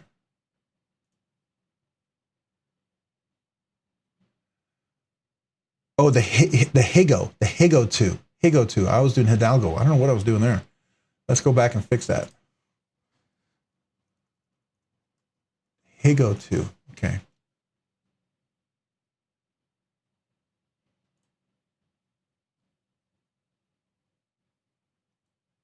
It keeps taking me here, but it's not there. So let's see. Maybe one of these have it? Oh, that's pretty. Oh, trying to find one of those.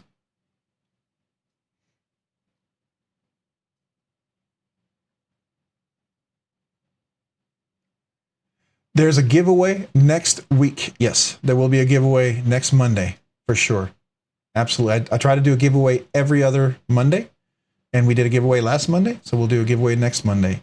And we will, of course, when we hit the big 3K, which we are inching closer to, I think we're a little under 2 months away from that. Depending on how fast it goes, it could be less, maybe a month. I don't know. It seems like the number of new subscribers is starting to kind of grow a little faster again. I don't know if it usually happens as you get closer to big 3K or something, but when we get there, I'll be giving away 3 really nice knives. I'm pretty excited about that. So, all right.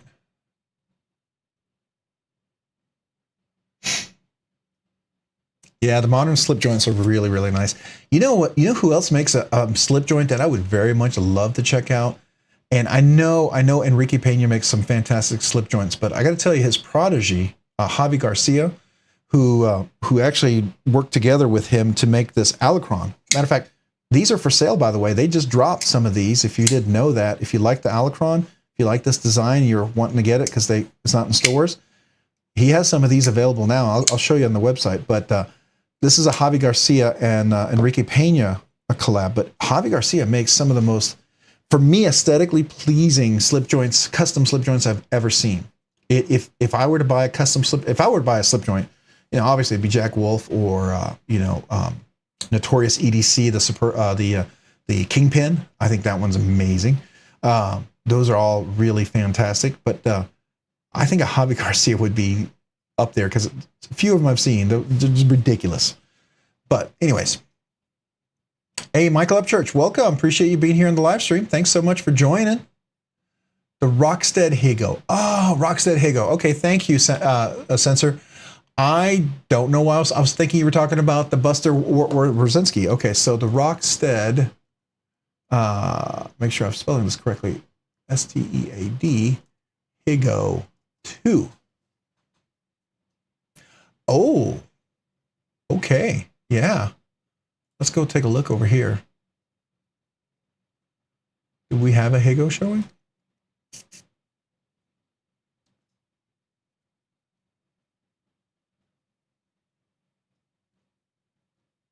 All right, I'm not getting there. Let's see if we can find this one. I want to see one. All right, here we go. Oh, okay. Now, oh yeah. Yeah, that is really nice. That is really cool. I could definitely be into something like that. Now I hear it's not going to have that drop shut action. It's very much a like Chris Reeve knives, very much a Spartan knives, very much a phosphor bronze kind of buttery smooth close. You push it. It's not going to be a drop shut kind of thing. Now I have to ask anybody who does have a Rockstead, have you ever gotten it to the point like I will say that my Umnum's I got to the point it was drop shut. It just wasn't very comfortable drop shut, but it did absolutely had some nice action. If I could have just fixed the lock bar a little bit, but it would have been perfect. But can you get a Rockstead to that type of action? Does that happen? I don't know. Oh, been thinking of getting a regrind on your Hindra. That would be cool for sure. Yeah, the Hedgehog looks really cool, Lord Needham. I absolutely, by the way, welcome, Lord Needham. I don't think I said hello to you yet, so welcome. I would absolutely think, that is, okay, so there's about 3 or 4 different slip joints that I'm on the edge. And one of these days, they're going to get me at the right moment where I'm going to be just like, okay, I'm doing a slip joint. And that's going to be, the Jack Wolf, find the right design that's actually available. It's going to be the Notorious EDC, the Kingpin, which I got a chance to handle thanks to an awesome subscriber, and I really enjoyed that. And I think that is probably, I like that one almost a little better than the Jack Wolf. I know some of you guys are going to freak out, but I think so. But the Hedgehog is one that I've been very interested because the price, it's a really nice price, and it just looks really solid. It looks really, really good. And everybody who has one says it's really good. And also Kevin, the Devo Knives, they have a slip joint that's on Urban EDC right now. And I got a coupon over the weekend for it, and I kind of wish I'd taken advantage of it. I mean, we should probably go take a look. By the way, that Rockstead Higo is awesome. You got the silver and gold anno on the scales. That's cool. So this is titanium. This is the black one. I dig the black one. It's totally cool. I could do that. This would be of my, this would definitely be in my kind of wheelhouse. And is that it's not a top flipper, is it? It's not a top flipper. Is that a top flipper? Front flipper, I mean. It's not a front flipper, is it? It looks like it could be, but no. You let me know if you can actually front flip it. I'm kind of curious. Yeah, I agree with you, Just Nate. You should put that regrind on the Hinderer. I think that would be cool. I think a Hinderer could take a really nice regrind because, I mean, you look at the size of that blade, right? Here, look at the size of that, thickness of that blade. It's a robust blade, and I think a regrind, a recurve would be really, hollow grind would be really sweet on that. I agree with you. Hey, Salty Cheeto, or Cheeto Bandito, or Cheeto, what's up? Welcome. Appreciate being here on the live stream. Thanks for joining. How are you this evening? Paul Mills, did I say hello? I don't think I said hello to you yet, Paul, but let me say hello. I feel like I didn't say hello. I should say hello. Now I'm saying hello. So hello. It's a lot of hellos, isn't it? A little more hellos than you really would want to hear. So there you go. Yeah, we were looking at some crazy knives, Cheeto. Some crazy knives. Really, really cool knives. Some of these Borka and Marfione custom, stitches that are just ridiculous. But yeah. It's not supposed to be a front flipper, but some people can front flip it. Front flip them, no. Well, that's the same thing. Like what's the pirate guy? He's on Instagram. I don't know if you know who I'm talking about. I think he's got a ton of knives. But he actually can front flip his Umnum's. And I always wondered if he could. I felt like if I'd kept the Umnum's long enough, I probably could have flipped it because it was breaking in pretty good. Yeah, Pete's Pirate Life. Yeah, he actually front flips his Umnum's. And that makes me wonder if you can do the same on something like that. That's kind of cool. I think that's kind of neat. All right, so we were going to go look at what we were going to look at. I feel like I did the squirrel thing, squirrel. What were we going to go look at? Oh man. Oh yeah, Urban EDC. I wanted to go look at Urban EDC because they have also, I thought, I don't know if they still have them, but they had the slip joint from Devo Knives. Let's see if we can find that. Maybe we can do a search for just Devo Knives. Or just do Devo. Yeah, here it is. Yeah, the pre-order, the Barley. And this is supposed to be a slip joint as well. It's kind of got that Devo look to it, right? It's even got the little finger choil in there, which is nice. And it's got that long kind of a, you can call it a modified nail nick or fuller, but that's kind of cool. Definitely a kind of a neat knife. I think it would definitely be kind of interesting. Yeah, the Barley and then titanium.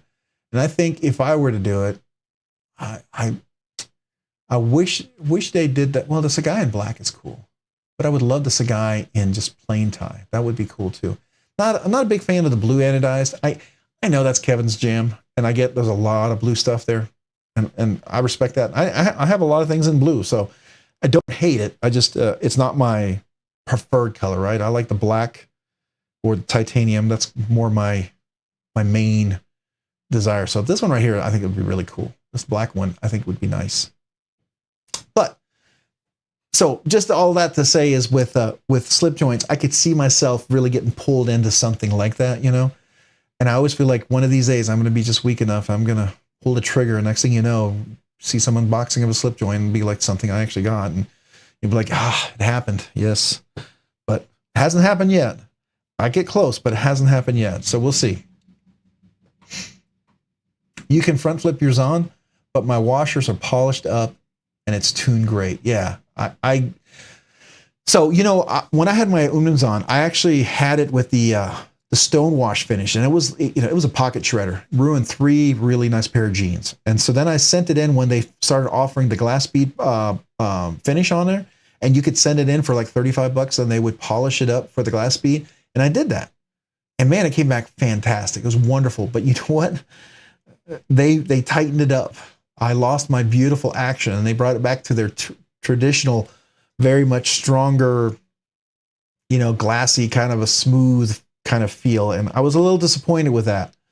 Kind of a bummer. And it took a while to break it back in. And by then, you know, it was hurting my thumb too much because of the radial kind of a cutout that they have on the lock bar.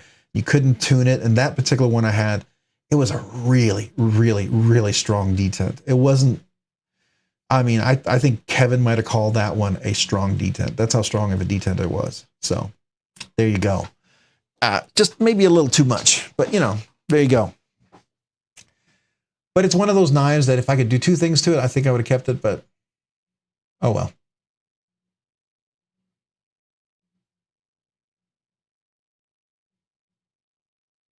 Yeah, it would be annoying to remove the ano on a brand new knife. I agree.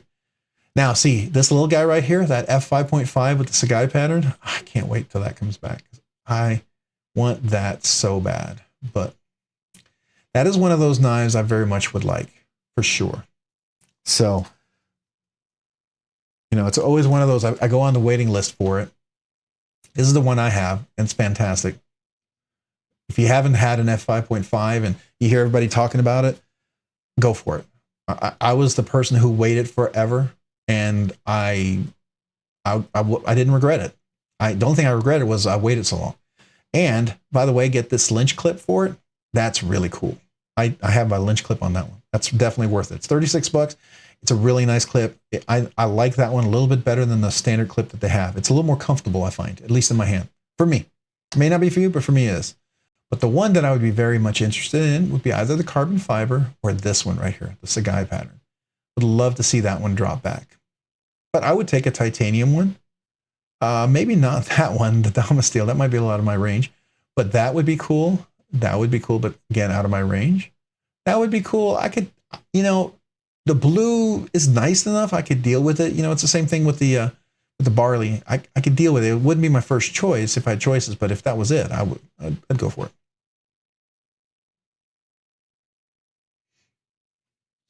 Of the Pilar or Pilar, I got to tell you, if you know, I thought the whole thing about the f5.5 was, you know, that thing just doesn't make any sense, right?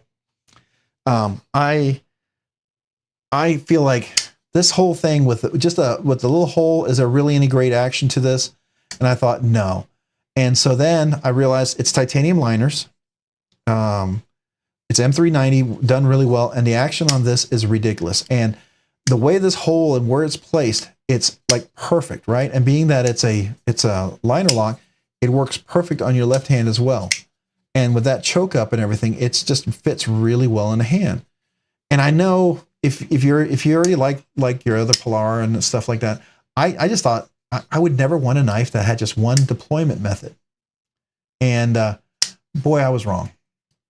And now I did get a really good deal on this. I will tell you, if you get on the Urban EDC wait list or mailing list, sometimes you get Sunday emails and they'll send you something and they'll have some crazy discounts depending on the quantity, what they have. Got a really good deal on this. Made this very, very reasonable. I did not pay $239 or anywhere close to that. I'll just say that much. And that happens once in a while when they're needing to move inventory or something. So, and this thing has now become, and I did put Skiffs in there. It becomes absolutely, now I haven't carried it in a while, so it's not as smooth, but when I flick it for quite a bit, I can get it to where it just really is a controlled drop shot all the way down. I don't even have to shake it, but I'm shaking it now just to get it going. But, so, yeah, Mark Parks, I would love to get the Sagai pattern. I think that would be really cool. That's the one. Even titanium would be nice, but the Sagai pattern would be, that one I would really dig. You need made something to eat. Well, Paul, enjoy whatever you're eating. If you come back, we'll be here. If not, enjoy your dinner and enjoy your Monday. I'm going to take a drink and a sip on that because I'm a little thirsty myself here.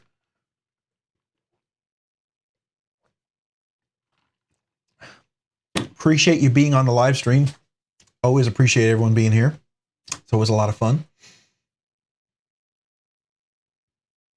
Yeah, just Nate, so just Nate, where are you? Are you in Texas or are you somewhere else? Because if we ever go up to like the Texas Blade Show, or if we're ever, because I've been talked to folks about possibly seeing if anybody would be ever interested in doing like a meet and greet, I just thought it would be fun to get together. I bring a case of knives. Everyone maybe bring some knives. We could just get together at a barbecue place in Dallas.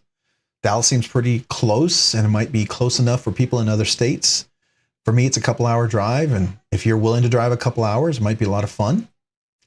I don't know how close Iowa is. That doesn't sound really close. But, if we did Abilene, that might be closer. I don't know. But anyways, well, maybe you'll be visiting family in Dallas when that happens. Never know. But if that's the case, are there aftermarket scales for the f5.5? I don't know, Matt D. That's a good question. That is a really good question. You know what? We should probably look that up. You would think there would be because they have so many different versions. Let's see here. F5.5. I mean, it's an Urban EDC exclusive, so maybe they control it really well, but after market scales.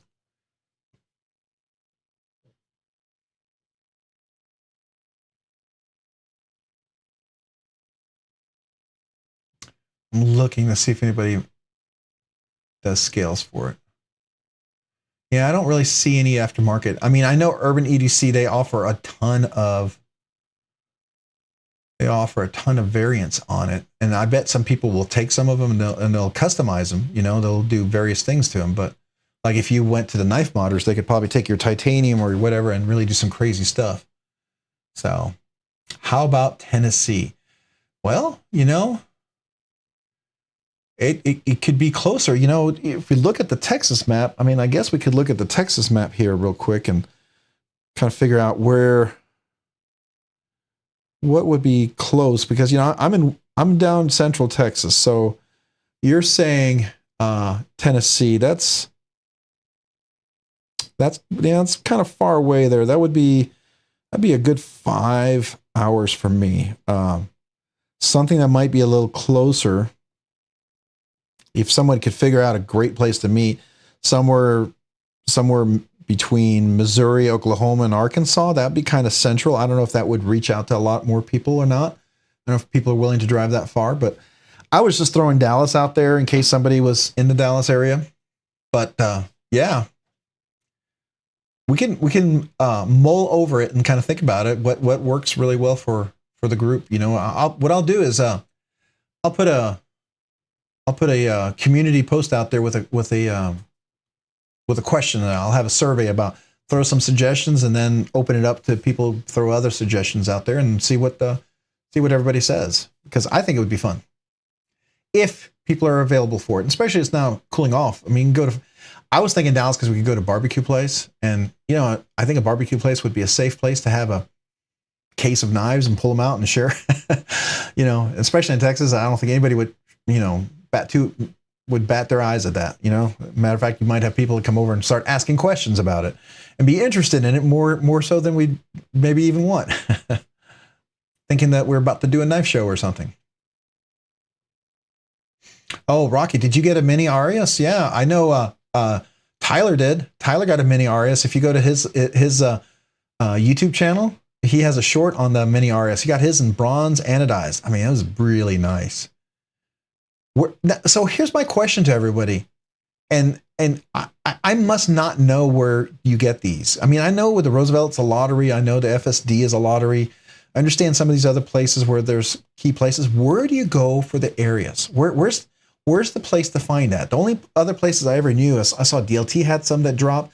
I saw Urban EDC had some that dropped when they had the regular areas. Where do you go find the mini areas? Where do you actually see that?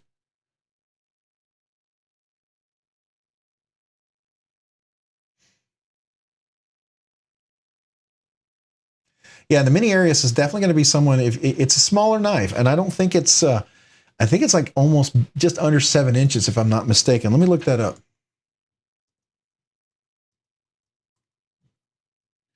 I'm just kind of curious, is there like some inside information, like knowing where it's going to drop next? That's the kind of cool information I would love to know. Because when I go to the Koenig website, it doesn't really, I don't ever see places where you can buy it and see. Okay, let me go show you. I only see the Arius. I don't see the mini Arius on their website. So I don't know. I don't know the inside scoop to this thing. I don't know how you find the secret stash of Ariuses. You got yours at nav sale? That's cool. Is there a midsize Arius? I thought the regular Arius is like, that's huge from my understanding. Let's look at the pricing here. So the Arius Standard, that one is $710. The Arius Carbon Fiber is $840. Sprint Run Limited runs, the mini Arius is $650. Okay, that's not bad. $650 is not terrible. It's not cheap, but it's not terrible. Not gonna tell you that's, chump change for sure. Have to sell a few knives to get there, but might be worth it. I don't know. Bristol, Tennessee, October 14th, Blade Runner. Is that a, by the way, Chef Rocky, is that a knife show or something? Or what is that? The Bristol, Tennessee, October 14th, Blade Runner. What is that? I didn't catch that. Is that something, is that like a blade show, or is that a restaurant, or, because we were talking about finding a place we could all get together. Indiana. Yeah, I know it's not gonna fit for everybody's schedule. I mean, ideally, at some point, the only way we're ever gonna actually be able to get together with some of the folks is maybe an Atlanta Blade Show or the Texas Blade Show or Blade Show West, or something like that. But the channel has to grow a little bit more for me to be able to hit some of those big blade shows. I'm a very small fish in a very large pond right now. So my fish needs to grow a little bit to be able to get the ability to get up to those types of shows. Texas is in the backyard, so it's a lot of fun to go to. Atlanta's not terrible, but it still requires a hotel and long drive, but it would definitely be cool to go to. But I've never been to that one, and I hear that one's insane. But I hear Texas Blade Show is starting to get bigger and bigger too. So it's not quite Atlanta, but it's not small. Yeah, Cole, he wanted to check out the mini Arius. He had a full Arius, didn't he? I think he had the regular, and he sold it. Is that the one he sold to get his FSD? Did you see he got a Roosevelt? He got a little Rosie. Oh, that's cool. That's cool. That's one of those knives that I would very much like to get my hands on. I think my two biggest knives that I'm most interested in would be the Roosevelt or a Holt Blade Works knife. Those are the two right now. I'm not sure about the Koenig. I would have to feel the Koenig. And I don't know the specs on the Koenig. Do we have, is there some place where they actually have the specs on the mini areas? Does anybody know? This doesn't show anything here, so I don't know. I thought where I read the specs on are it's a little small, but I would love to find something like that. Now you're saying the FSD Mini Semi-Custom is one if my all-time favorites. Now, Chef Rocky, do you have a Mini FSD? Because that is a cool knife. So Brown FSD knives. Let's say that. That should get me there. Close enough. There we go, Brown knives. Yeah, so there's the Mini FSD, and that's really cool. And let's see here. Yeah, 7.8 inches. So it makes it almost a full-size knife. It's, you know, people consider full-size 8 inches. To me, that's close enough. Almost a 3.5-inch blade. That's pretty good size. 4.4 handle length. And that's a 4.4 full use handle length. And you can choke up here too. So, I mean, anybody with a big hand, you know, double extra large, triple extra large, I think you could easily fit that. I think that would be a good fit for just about anybody there. That's what I like about that. Now the regular FSD, that was a gigantic knife, but that would be cool. But I think he has drops, and see where, does he do lottery, or is his just a drop? You get there, and if you get it, you get it.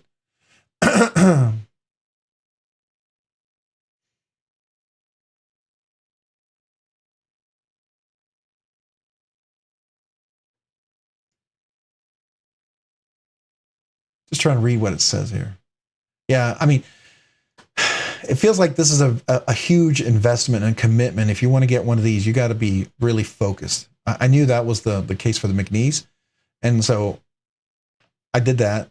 And I knew if once you want to make this kind of adventure, I feel like it's the same for that or the Rosie. So, yeah, the Rosie XL, that looks really big. That does look big for sure.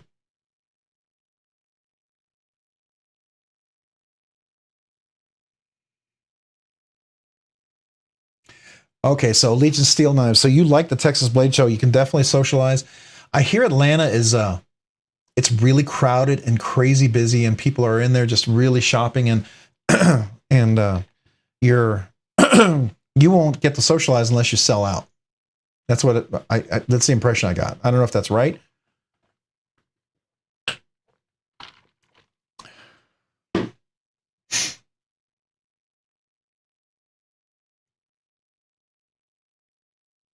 Are you talking about the XL?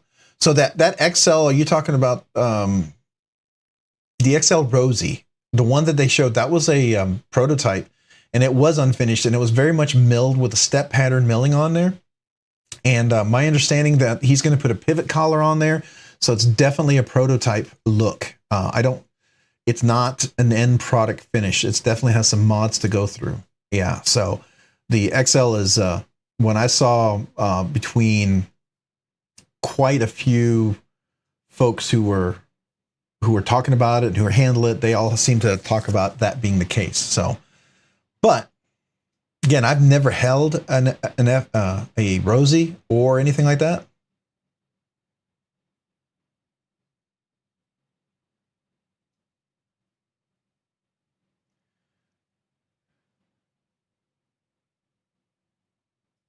Oh, the FSD Fuller. Okay, I'm sorry. I thought you were talking about the Rosie XL. Okay. Ah, I'm having a different conversation than you all are.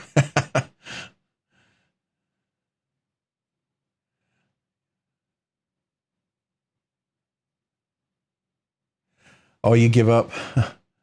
It's endless. I give up trying to stop my list 2 decades ago. Yeah. I actually have a list too. I have a Grail list and a Super Grail list, and And I realize every time I added something to it, if I write it down, I tend to get it. So I got to be careful what I write down, right? The other thing is sometimes you put things down that won't be available for a long time. Oh, now when you were talking about Nuga knives, when you're talking about the knives, couldn't put your finger on it, looks almost unfinished. Were you talking about the brown knives one? The titanium that looks unfinished, is that the one? Oh yeah, yeah. The Super Grail is the Scott Cook non-typical Loxa. Yeah, I think I know which one you're talking about there. That, believe it or not, that sounds familiar, but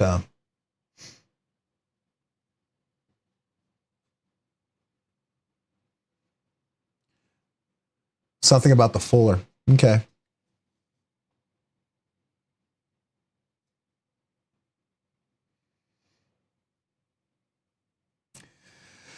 Well, you know, I mean, I hear it's fantastic, and I like the look of it, and I thought it was really cool.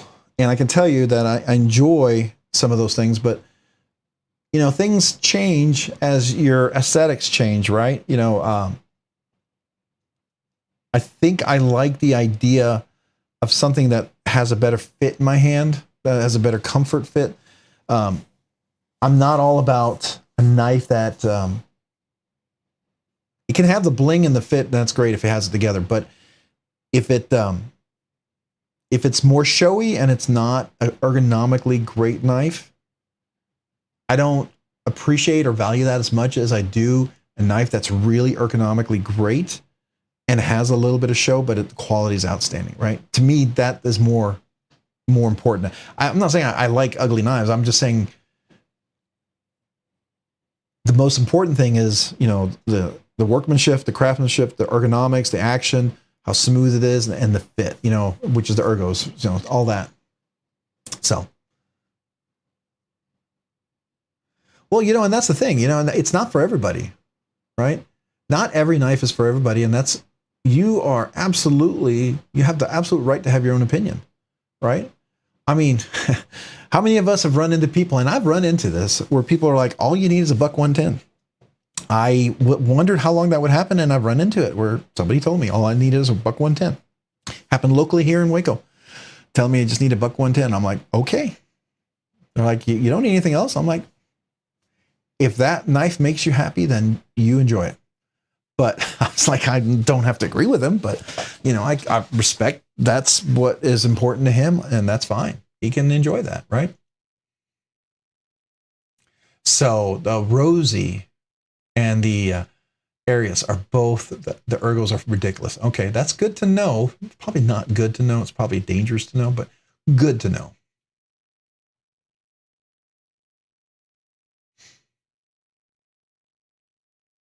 Yeah, knives can grow on you too. That's true. I would agree with you on that, Legion Steel knives, because, you know, there's a few knives that I got that at first I was like, you know, and then the more I handled them, the more I got used to them. I was like, wait a second. I'm really digging this. I'm really liking this, you know, and I have several knives that I think would fall into that realm. And you almost every knife is a little different. You got to feel that knife and how its action and how it wants to be handled, right? It's almost, we're sounding like it's organic here, but you know, it's almost like that they have their own life, the life of their own, right? And I think that's the beauty of the artistry of design and knives and the engineering and all that coming together. What? No, don't tell me that about NAF sale. What are you telling me there, Matt?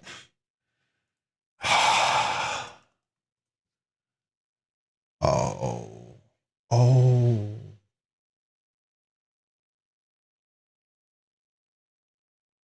Oh, it's in good shape though. What does that mean? That's unusual to see good shape.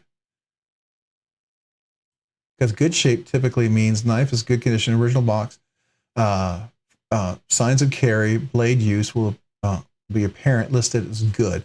Knives listed in good condition must be free of clearly visible chipped edges. Stripped hardware screws, aftermarket sharpening is expected on knives in good condition. Okay, that's not terrible. Yeah, it's a full size. So does it say, does anybody have the dimensions for the full size? Is this the one that's like 8.5 inches overall? I really wish someone had the specs on this. Let's see if we can find this. Let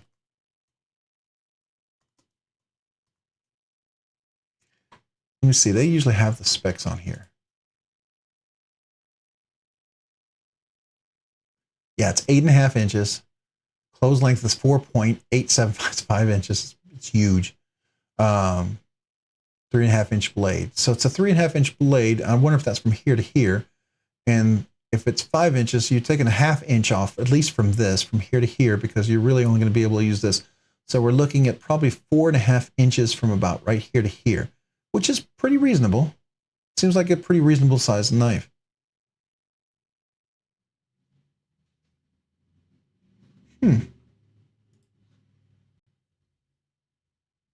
Got a lot of pictures. Let's take a look. Oh, it's got the nice milling on there too.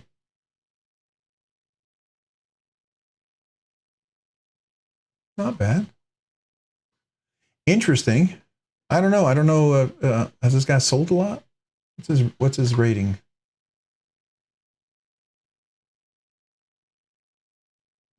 Oh, hey, NAF's official. I appreciate that, man. Thank you so much. Oh man, you guys absolutely get a big shout out. So let me go ahead and we will do the Scottish bagpipes real quick. We're going to come back to this Arius here in just a second. So hold on a second. So in honor of that and support of the channel. So thank you very much, Eric. Thanks for the continued support, Eric. I'll give you the Scottish throat pipes. I can't do it tonight because my throat's a little hoarse, but then I'll give you the kazoo as well because that's a mega one. So it's kind of like the big gong for like Tri-State. This is my big, celebration. So thank you so much, Eric. Appreciate that very much. That's awesome, man. That's very humbled by that, and big shout out. I do know that I have used your services and selling and purchasing there very much. So if you guys haven't all checked them out, go check out NAFSale. And I do have a link, by the way. You're not committed to buying anything, but if you use the link, it does help the channel. If you guys want, it's in all the descriptions, all the videos. But definitely go check it out. We're checking something out here now, Eric. Probably making bad decisions, but here we go. That is not bad. Interesting. Very, very interesting. Okay, so this is one of the, I think like a version series 2, because it's 2021. It's an older one for sure. All right, and then what is this one over here? Oh, this is a mini. Oh.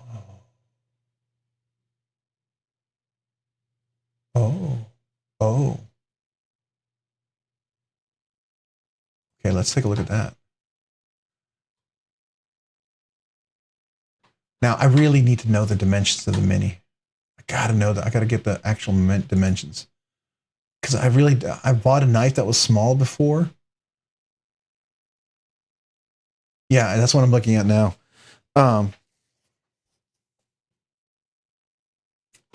Where can we find the dimensions of the mini? I really want to know that. Does anybody who actually had Tyler was here and he has one? He could tell me, but he's on his 10th wedding anniversary dinner, and he should be there, absolutely doing that, celebrating with his wife. But if anybody knows mini Arius knife specs, I really need to know this. I'd like to figure this out super fast if I can. It's a prototype. Oh, there's a review, maybe? Is this the mini? No, that's a full Arius. Nope. Mini Arius customized. All right, let's see what they say. There's a mini. Yeah, very much overpriced, but there we go. Do we have the specs? 7.25 close 3.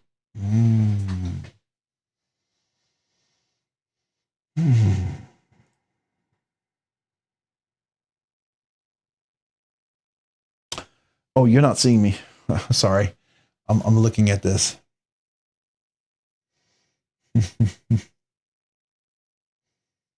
Mm, yeah. Yeah, so I was looking at the Arizona and it had the specs down here.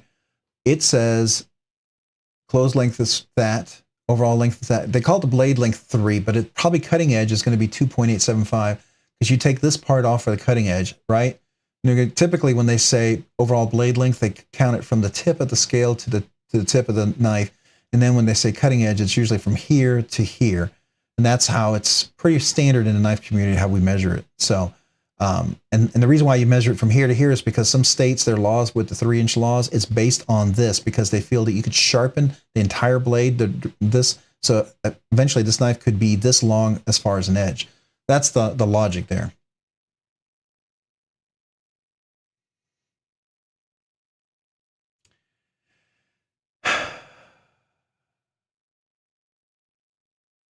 Hey, Mind Milton.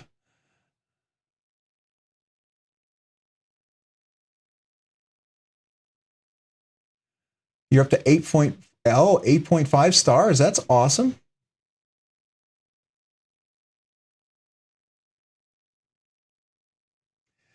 Is this your knife that you're selling? No, this is Knife Walk. Okay.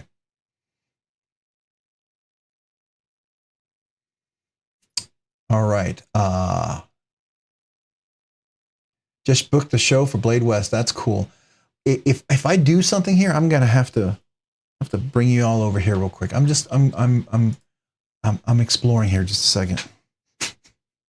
Just talk amongst yourself, like the old what is the old Saturday Night Live skit with Mike Myers? He used to go, talk amongst yourself. I feel verklempt, right? Remember that guy? Anyways, it's I'm dating myself. I can actually go all the way back to Jim Belushi with the Pepsi chip hamburger cheeseburger. Anybody remember that? That really dates me. That's Saturday Night Live in the 70s and 80s, way back when.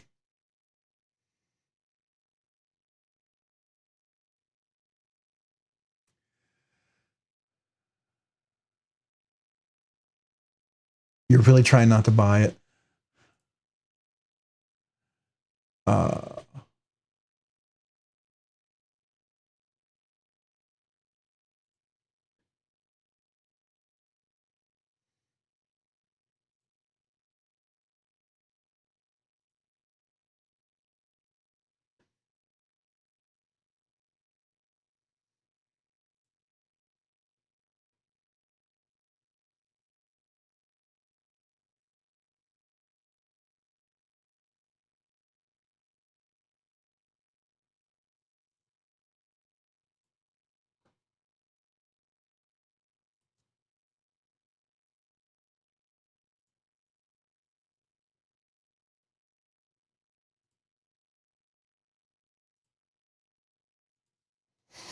Well, just hold on there, Needham. Maybe I can help you out there. Oh man, I should not be doing this. Should not be doing this. Oh, just give me a second. I am need my login for. There we go. Okay.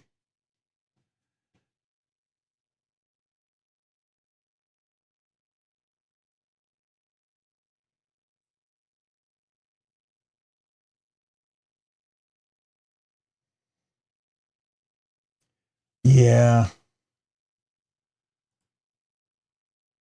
Oh. All right. So here's the dilemma I have. I've got the insurance adjuster coming tomorrow because we had the hail damage and we actually have a leak, and so we're gonna probably have to get our roof replaced and our fence repaired and replaced. And I'm trying to, and I'm so tempted, but I'm like, that's a lot right now. I think I'm gonna get myself in a lot of trouble. Lord Needham, if you want to get it, go ahead and get it. I'm gonna kick myself for this. I'm gonna kick myself for this. Yeah. You're right. We got to get the house fixed first. All right, so let me see what else is out there. Is there any Rosies? Maybe a little cheaper. Oh, I don't know. Oh, gosh.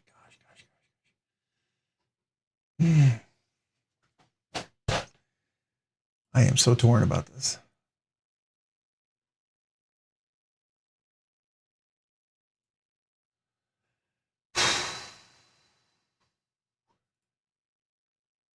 Yeah.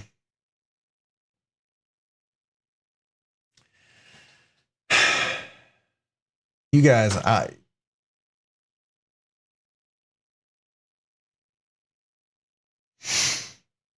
it's one of those where you're like, you really want to do it, but you're like, I gotta get the house fixed first.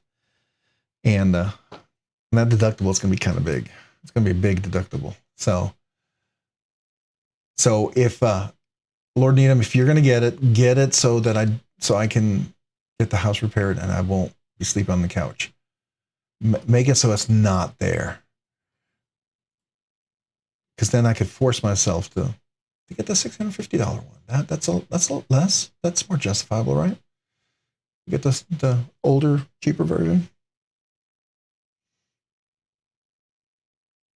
Hey, Level On Up, welcome. Appreciate you being here on the live stream. Thanks so much for joining. We are Drew, Dr. Drew Dude. Welcome. Appreciate you being here. Thanks for being on the live stream. Sorry, we were contemplating. I'm contemplating making a poor decision. Not a poor decision, just not a well-timed decision, because I'm having the insurance adjuster come tomorrow. They're going to look at the house because we have damage in the roof, and we actually have a leak from the hailstorm that we had. We thought we skipped by, but we didn't, and I think we're going to have to get our roof repaired. And you know how that is. That's going to be a 1% deductible, so that's $3,500 we're going to have to pay. So I'm thinking that everything in my mind is telling me yes, no, yes, no, yes, no. But I'm hoping Lord Needham buys it so that when I refresh my cart, that it's not there. And then I can be like, it's still there. He hasn't bought it. It's empty. You bought it. You did buy it. Okay, you just got me out of trouble. I mean, I'm regretting it, but at the same time, wait. No, it's not. It's not. It's still there. Oh, it's still there. Okay, it's still there.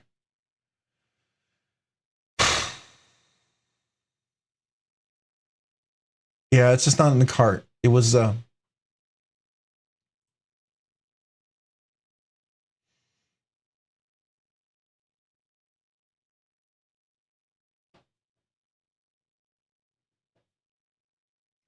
it's a good deal.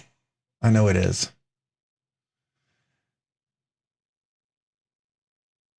I know it will sell by tomorrow. I know, Mind of Milton. I know.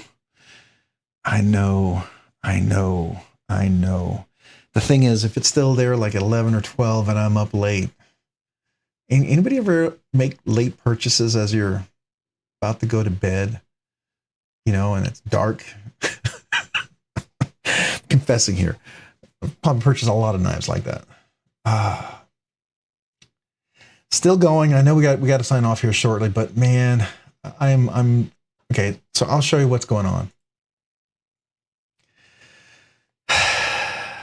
I'm kind of torn right now. This is available. Many areas. Really fantastic. Many areas. Looks very, very appealing. But the challenge I have, the struggle I have is that I've got an insurance adjuster coming tomorrow. I'm probably gonna have to get the roof repaired or replaced, and gonna have to get our fence replaced, and probably a couple of windows replaced. And I know the deductible is gonna be like $3,500, and so I've got to come up with that. And I'm really thinking I need to take care of the house first. I don't know if this opportunity is going to be there again, right? So,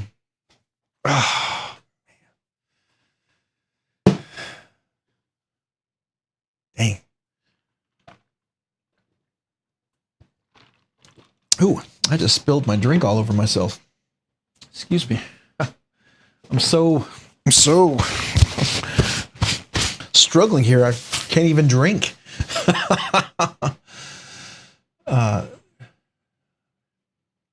Yeah, I know. I could find one later on. I know. That's a pretty one though. It's a really pretty one. You know what I mean? And man, I just don't want my wife killing me for this. That's the problem. I just don't want her to kill me for this.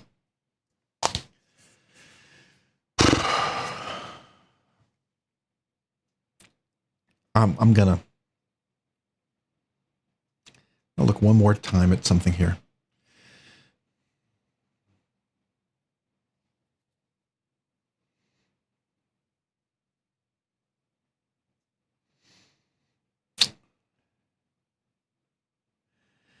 Yeah, I don't know. Okay, so am I the only one that goes through some of this stuff?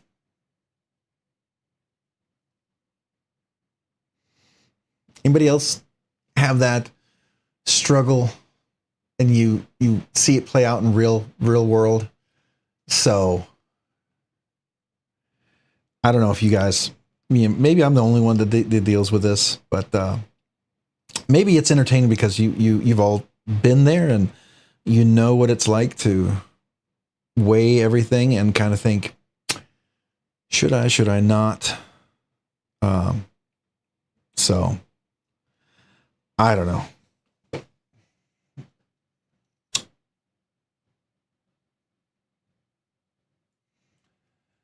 All right, so let's refresh the page one more time. So Lord Neum didn't buy it yet.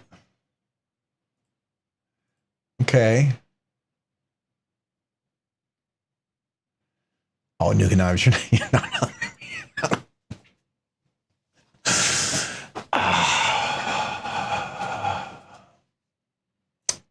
Stonehands, welcome. Appreciate being on a live stream. We are having a very interesting little dilemma here.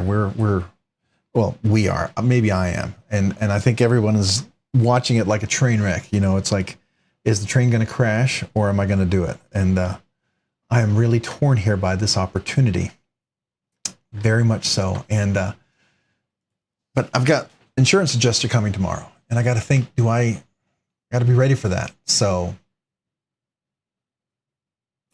what am I selling? All right, so Mind of Milton, if I buy this, I'm going to have to sell some nice things. And I'm going to have to see if there's anything anybody's looking for. I might have to put some of my nicer knives up if I do this. You could sell my Mac 2. I could. Yeah, I could do that. But I love that Mac 2. Are you looking at the auto or the frame lock?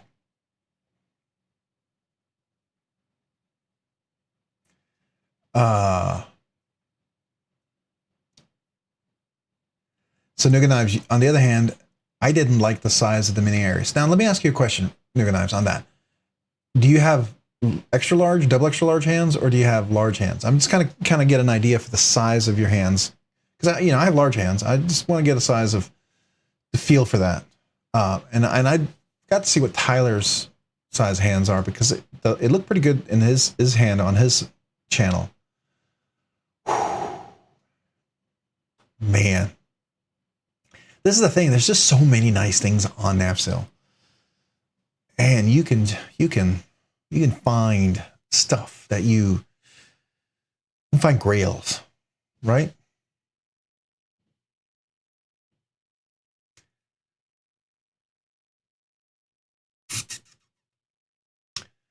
So let me get that. Are you wanting to buy my titanium TRM Atom? Is that where you're all trying to help out here by buying some of my other knives so that I can get this? If you're offering that, then maybe I will.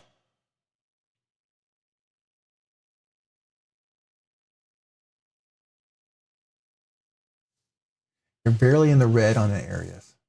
Yeah, you're right. You're right. Okay, let's do this one more time. Maybe the opportunity passed me. Oh, it's still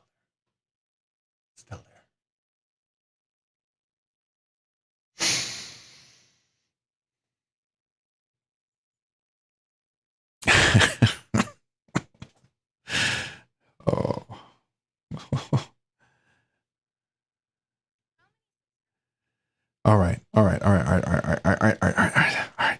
I know. It's like, just do it already. Just do it. Do it. Like, I'm trying. Trying. All right. Let's go to the cart.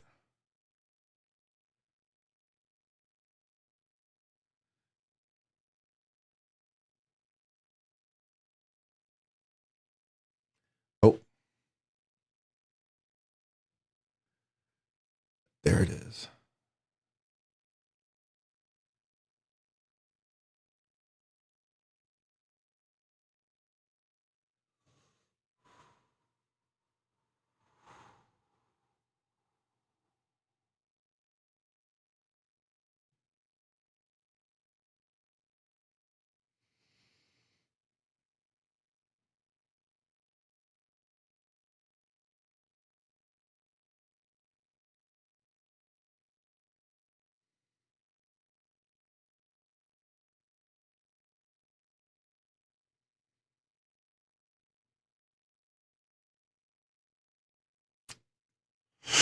I know, being quiet here. I know it's because I'm debating.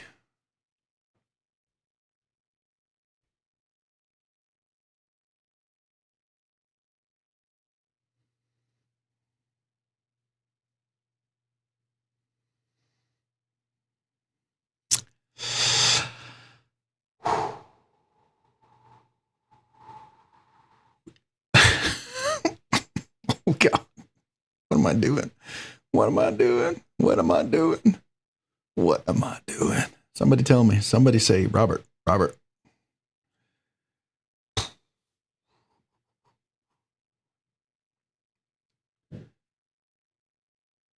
All right.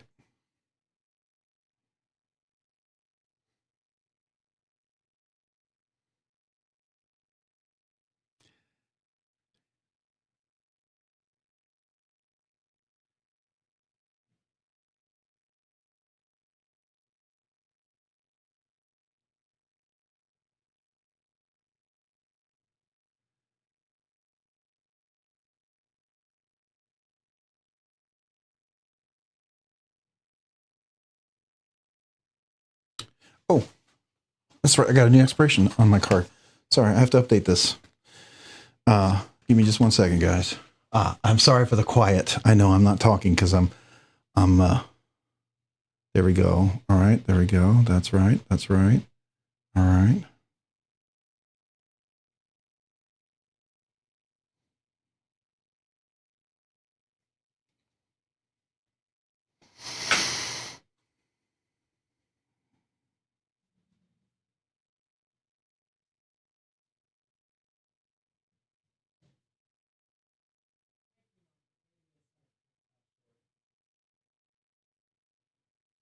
Are we doing it?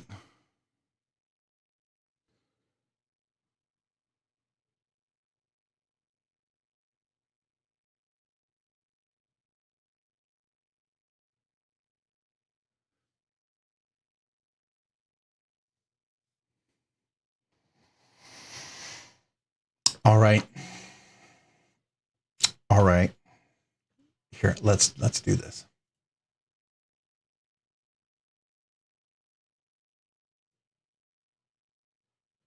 Do you see that? I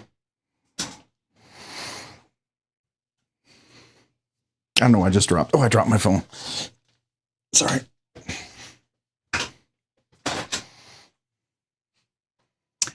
Yes, it did. It did. So you guys got to help me out now. Oh man. Would like 100 of you like to be channel members to help me? But I did it. I did it. Yep. I did. I did. All right. That was the biggest angst. You know, you guys. Yeah. Okay.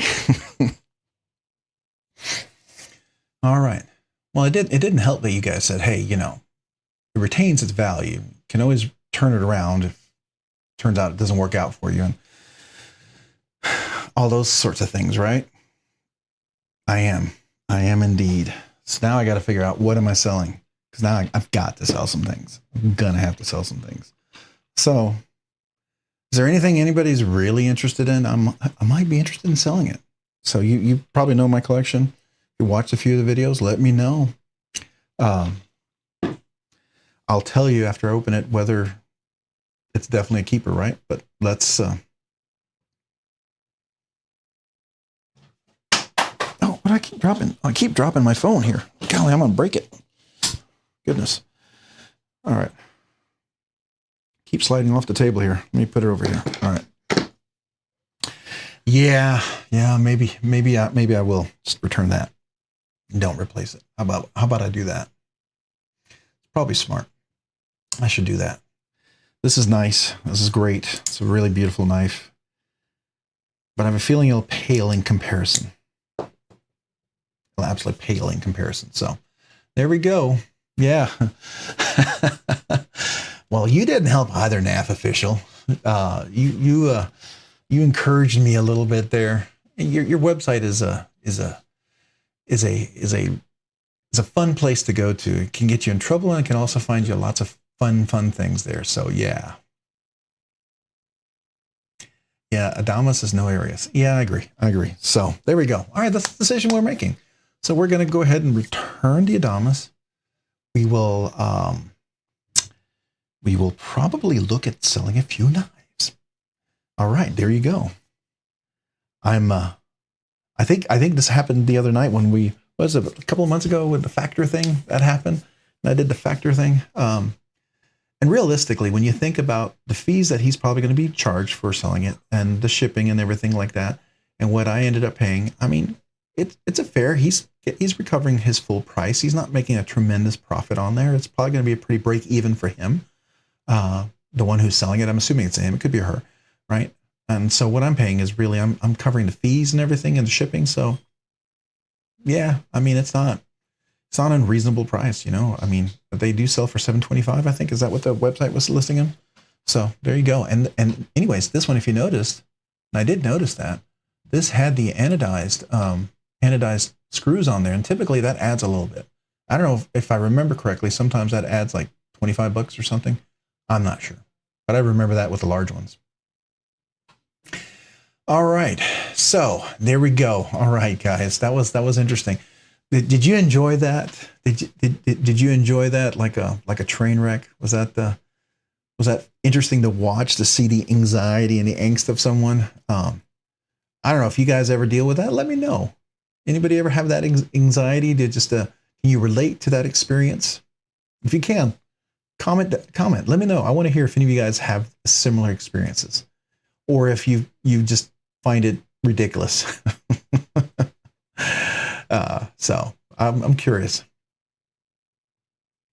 Oh man, I appreciate it, NAF's official. Thank you. Well, I mean, you know, you were so kind to the channel, and I went so kind right back at you, and made sure I spent anything that you threw my way. I threw it right back at you because we've got too much good stuff there. So what could I do, right? Next thing I know is I'm going to probably find one of these, you know, Adamas carbon fiber ones there, and probably find that on a good sale or something. So there you go. First time seeing it live. Okay, but here's the question. Everyone I've talked to a lot of people. They've had experiences that's been similar to this, and I don't think I'm unique. So I have to ask, you know, could you both? It's both. I think looking at myself, just stepping back and trying to look at myself in this experience, I find it comical, but at the same time, I feel like people could relate to that, because I don't think I'm unique in this regard. So I'll just say that. But hey, all right, Neil McKenzie, appreciate you being here in the live stream. Thanks for joining and watching the show, watching the anxiety and the spectacle, the train wreck, whatever you want to call it. Appreciate you being here, man. Thanks for being on the live stream. Sure appreciate you, and appreciate you being here. So you have a great evening. Josh, hey, welcome. Appreciate you being here this evening. Welcome to the live stream. Definitely appreciate you joining. we always have right around this time, we have, some that head out because they're going to bed or they're going to another live stream, or some that join because they've just come from another live stream. So I always appreciate everyone, especially if you've been here and you're leaving. I appreciate you. And if you're just joining, thank you. So you missed a heck of a earlier experience. You saw like a theater. You saw theater. You saw anxiety, stress, nervousness, excitement, all built into one raging, vortex of decision. And it happened all at NAF sale. If you haven't been to NAF sale, you should go. They have cool things like this Koenig Arius Mini. Not anymore though. Somebody bought that. See what else they have. I'm not buying anything else. I'm done. Oh, the other Arius also sold. Hey, so somebody got that one. That was a good deal, $650. If you're looking for an Arius at $650, that was a heck of a deal, man. I'll tell you. I'm surprised. I wonder if Lord Needham bought that one.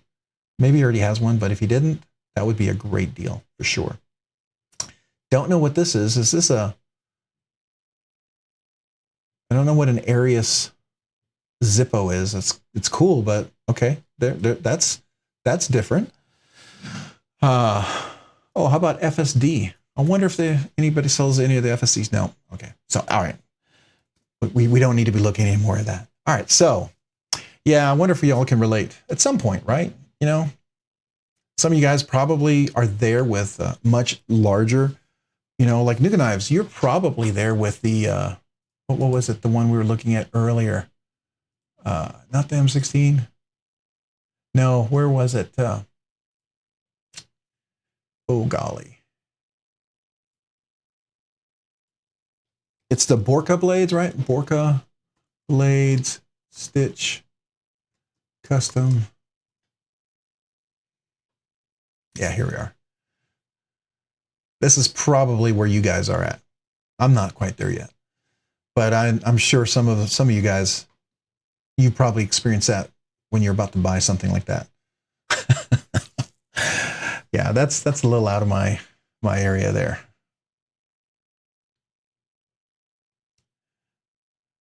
Did you miss anything, D? You did. You did. You missed a show. I had everybody help me justify something. And we did it. And then you'll see this next week. But I'll also be having a sale as a result. I agree. I have to, if I do that, I have to sell. So I'm going to have to do that. Yeah. So I haven't broken the big 1K barrier. That's a big one for me. I haven't done that. But as you know, here's the thing. And I say this, and I don't say it arrogantly. I just say it because I genuinely mean this. Okay, any knife I own, I want to carry. Okay, because that's how I experience my knives. Now I may not go out and beat the heck out of it. I may not go working in the yard with it. Especially a nicer knife. I may care for it a little more. I may only open boxes and envelopes, but I'm still going to use it, right? But I'm not going to not carry it. So that's where I'm at. I will always carry the knife. And so I always think about that. Even with this one right here, this would definitely be something I would carry. Now I would carry it just like I would carry, a Herman Sting, or I'd carry my let's go back over here. Like I would carry my Trevor Berger. I carry this and I enjoy carrying this. It's a great knife to carry. But am I going to go carry this in the yard and work on the cut down branches and wood? No, I'm not. That's not what this one's for. Now, I'll tell you quite truthfully, this is how good of a knife this is. This right here, you could do all that with this and it'll still be absolutely fine. It's just one of these. It's like that and the Rick Hinder. These knives, they're meant for that kind of stuff. And I would have no problem using these hard use because that's what they were first intended for, but they're just that good. So I will say that. I'm not saying these other ones aren't. And could this handle it? Absolutely could. Absolutely could. But it's a hollow grind. It's very thin.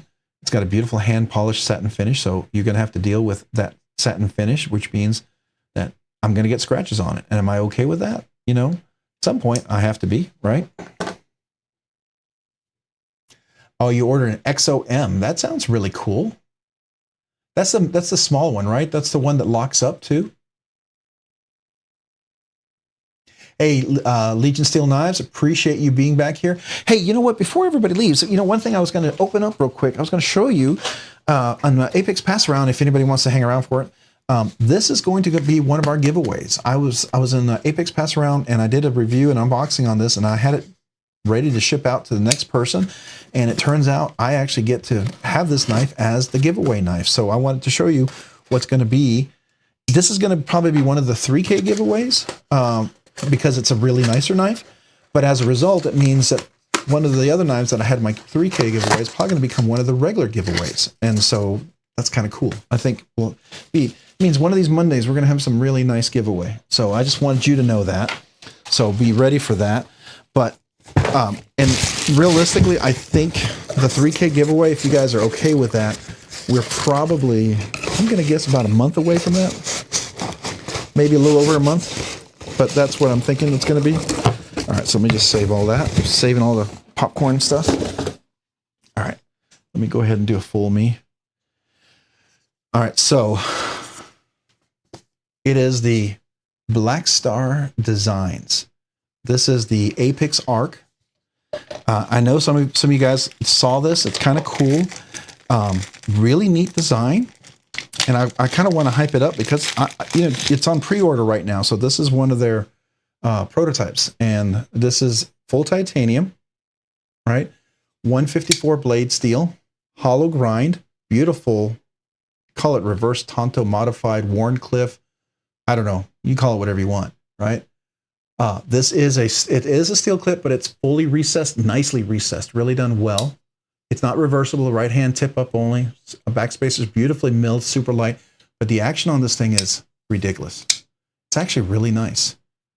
So for some people think it might be a little much, but I think, you know, to win a knife like this, I think would be awesome. So I think it's a really nice knife. And you're definitely going to see some shorts with this because I'm going to try to hype it up a little bit because I definitely want to give a shout out to the people who are allowing us to check these out. I think it's a pretty good knife. It's one of those knives that I think you'll enjoy it. And if it's your jam, you like the way it looks, and being a flipper only, I think you'll really like it. I'm typically not a one type only type of open knife. It has to be something really spectacular. So for me, it wasn't like a knife that jumped out at me, but I really do like the action on it. And I think it's an outstanding giveaway knife. So I wanted to share that with you. That's going to be coming up in a big giveaway. So so you know what to anticipate. That's got some cool things coming up. Just so you know, that's about a $200 knife. Okay. Now some of you guys may think, is it worth $200?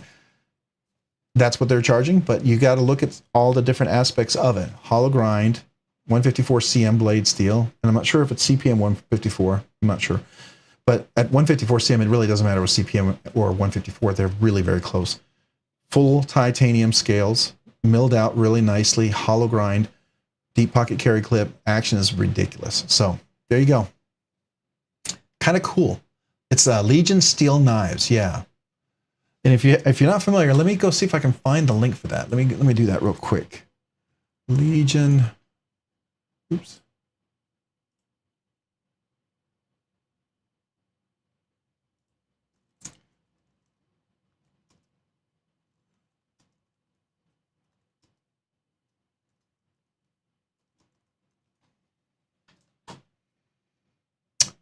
Where are you? Come on. I know I had the link here earlier.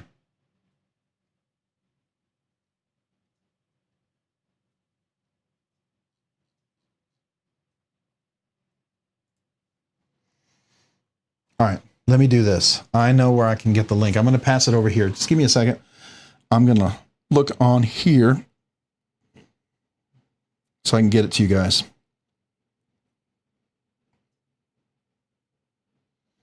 There it is. All right.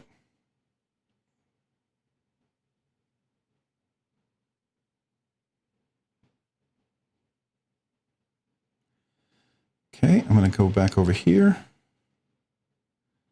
I will paste it in so you guys can have it. There we go. And then let me go ahead and open up that link so I can show it to you.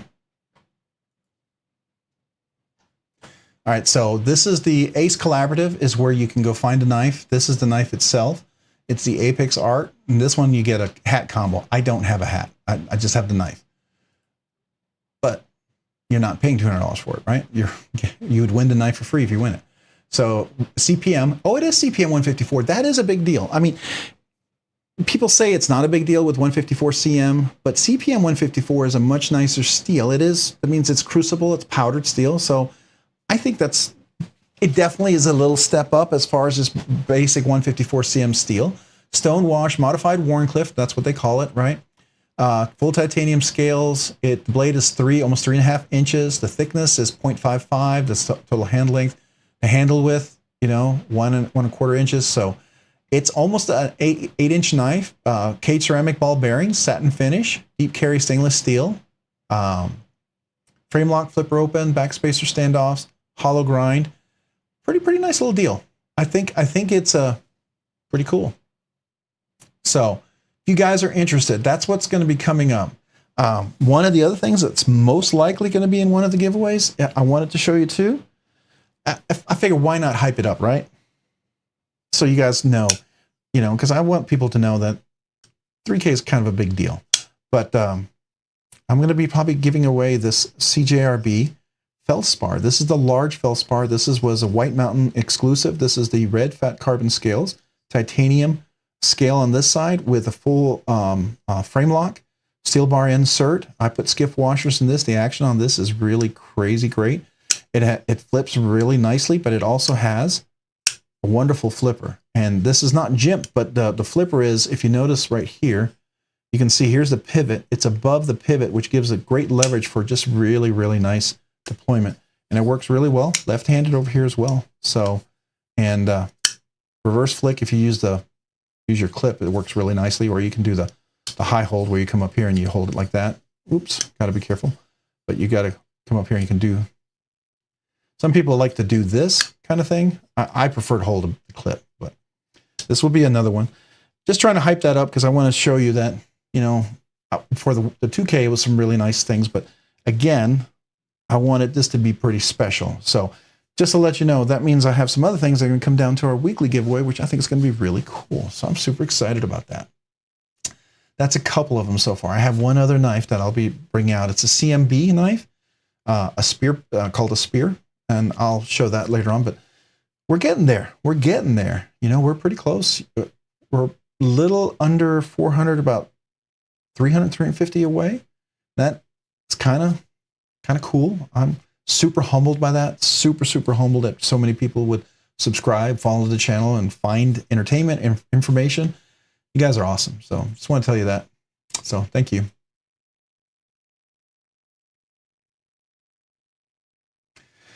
All right. So anyways, I wanted to share that with you. And you guys are probably already got that going. So yeah, I'm kind of still recovering from earlier. I gotta be honest with you guys. I'm still recovering. I'm kind of like, I feel like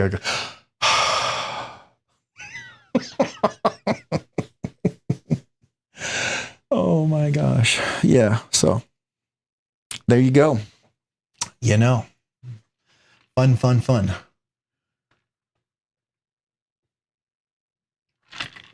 Oh, my lid's closing. So you tell me, have any of you guys experienced that? What was it that made you go through that? All right, so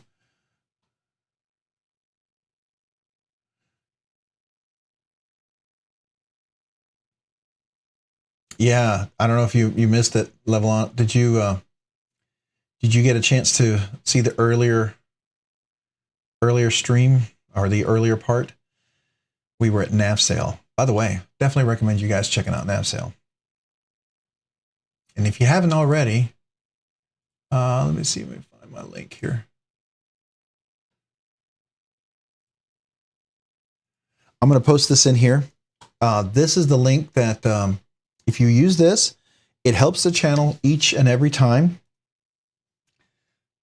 you're not committed to buying anything. Just clicking on the link helps the channel. So anytime you're interested in looking at NAF sale, just click that link. It throws a little something toward the channel and allows me to do cool things and pay off big things. But it allows me to do cool things like the giveaways and things like that. So appreciate that if you guys would consider that. But NAF sale is a pretty cool place to go if you haven't been there. You can find all sorts of stuff and get yourself in trouble and find things you didn't know you could find. And then people let you know sometimes what's there. And I know who you guys are. Kind of like the, I don't know, like, you know, you feel like you got the little guy on the one side, the little guy on the other side talking to you. Yeah, no. Anybody ever deal with that? I don't have like Cole. I don't have like a big old stuffed Jesus behind me talking to me or anything like that. So, yeah.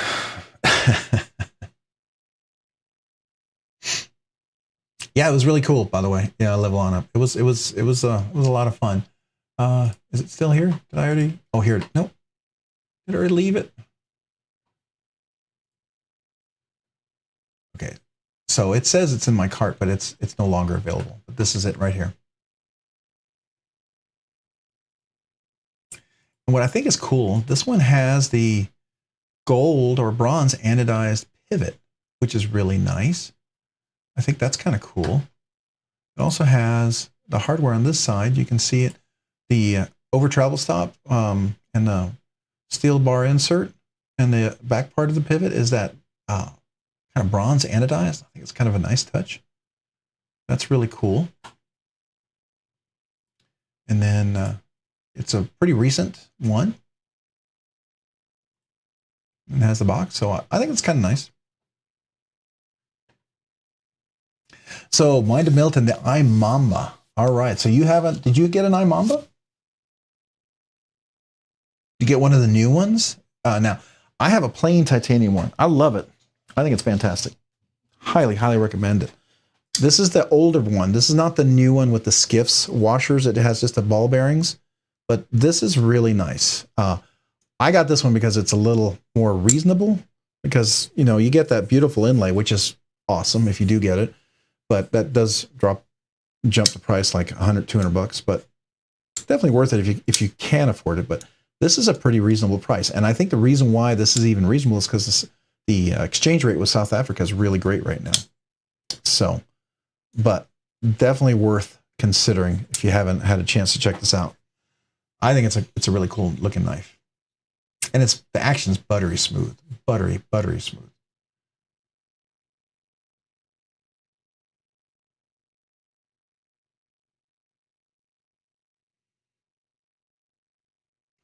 I have to go before Cole's live so I can get something if I want it. So is it because he always gets it before you do or something, or everybody on the channel gets it before you do? I think Lord Needham encouraged me when he was here. I don't know if he's still here, but he was definitely it was like somebody, you know. I was like, okay, I guess I'm that somebody.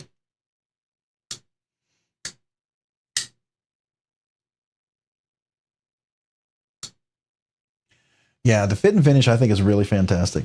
I really like it. And this is a hollow grind and a hand hollow grind. Here, let me get a cloth here. It's a hand hollow grind, which I think is just phenomenal on this blade. Just cleaning it off. I use my knives, by the way. So I do have a couple of micro scratches on this thing. A little spot there. Yeah, there we go. All right. So a couple of micro scratches on here, but because I do use it, but man, that hollow grind is really nice. I found out that when I was looking on their site, that they do the hollow grind. It's a series of like grinds that they do. I don't know how many they do, but it's quite a few to get that. And I used to remember it, but it's pretty cool. I think that their website says they touch it. The four Arno Bernard brothers, Arno Bernard is their dad, I believe, and they're the brothers. They touch these knives over 200 times before they're done. So it's mid-tech. I would call it custom. Some people are like really, they get real weird about custom. They feel like if you use machining on anything, it's not a custom, it's a mid-tech. I don't know. I don't know if I agree with that, because I see Shergorf, I see some of those really, really fancy knives, even the Borka custom blades that we saw. I mean, they use machining on some of that. So does that mean that it's not full custom then? I don't know. Oh, really? So which one did you get, Matt? I'm kind of curious.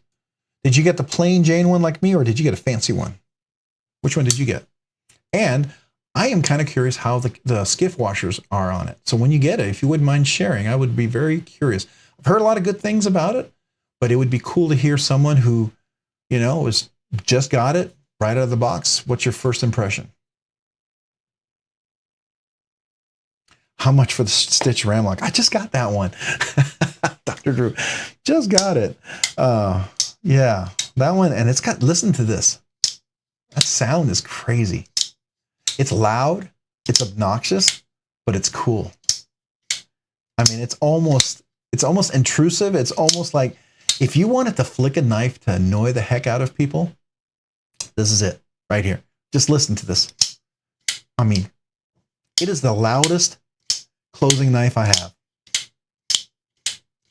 And I love it. It's just such a crisp sound. It's not obnoxiously clanging loud. It's like a crisp sound, and it's quite enjoyable.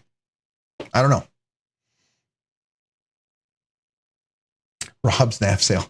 Yeah, I'm going to be doing that. I am definitely going to be doing that. I'm going to be selling my, my Dark Bolt. I'll be selling that one for sure. That's one I just don't carry as much anymore. Still cool knife. I think the design and everything is really cool. And I think, I don't know if I just don't carry it as much. That's the whole thing. Yeah, I just don't carry as much. So, you know, I have a rule: if I don't carry it, I'm going to sell it.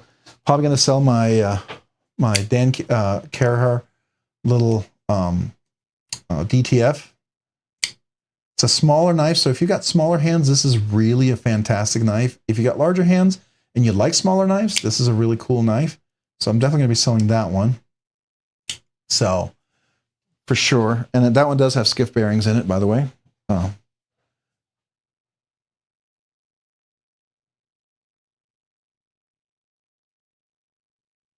Yeah. So Nuga knives, I think, I would imagine they all have drop shut, or at least that will get there. And I don't know if you have yours, but mine is a very controlled drop shut. And if I haven't carried this in a while, so it breaks in a little bit. You know how it is. Yeah, your Skiff, your cage bearings are really encased inside a phosphor bronze kind of cage, right? So it's like what the phosphor bronze washers are made of, and that does oxidize. And so when it oxidizes, it's obviously not going to be as smooth if you don't use it for a while. But once you use it, it's in your pocket, you warm it up, all that, you know, buttery smoothness comes right back. And so I know if I carry this for a day, then it comes right back, but I can like let it sit here and it'll just literally drop, right? So I don't know if you can see that. It'll just literally, it's not doing it right now, but it will drop with just the weight of the blade. It'll come down and just do that slow. Now I need to flick it a little bit because I haven't carried this in a while, but I love that. I love that. And it's people say, well, you can control that by tuning the detent. Yeah, you're right. But there's something that in a usually mid-tech custom high-end knife that you don't get in a lower-end knife. So the best way I can describe it is I like Asher knives. I bought a couple. I thought they were cool. They are a great buy. They are a great value for the money. You really get a good quality knife for a great price. But they're hard to get. They usually have limited runs, and that's always a problem. But they're made by petrified fish. And the only thing that I had an issue with it was the way it's milled out for where they put the washers in on the blade is not always perfectly smooth, right? You know how it's really smooth right here? Can you see that? The really smooth edge right there? Where the washers roll across, you want that super, super smooth. And that's what allows a lot of that beautiful, smooth action. Now, there's a combination. The steel and the washer is all smooth, and then the ball bearings have really good conformity. There's really good, I guess gosh, my brain's, there we go again. Your tolerances are very tight on those ceramic ball bearings. And Skiff is really good about having really good, all the ball bearings are going to be very uniform. Whereas sometimes when you get in mass production, they're not always so, and that's why you'll feel it a little shaky. Sometimes you'll have what's called pivot lash, where when the blade is moving like this, it kind of rocks a little bit here. That's usually because the ball bearings aren't evenly, uniformly making contact, and so you have that kind of shake going on. It's different than detent lash. The detent lash is when the detent ball is going into the detent hole, and it's not seated well, and it has movement, right? And then you have blade rock, which is when the lock bar engaging on the tang of the blade is not fully engaged, and it rocks. Or it could be, I mean, typically that's what it is, but it could also be that your pivot is loose and you tighten the pivot. Once your pivot is not loose anymore and you still have detent lash or blade rock, then it's usually has something to do with sort of like your engagement of your tang on here. That could be something as well. And that's rare. Usually you can tighten it up and adjust all of that, but sometimes you have to have it so tight it becomes unusable, and that you don't want to have. So anyways, I never have that with the high-end knives. The tolerance is so good, and I think Imamba does just such a great job. So a lot of rambling there, but there you go. What do y'all think?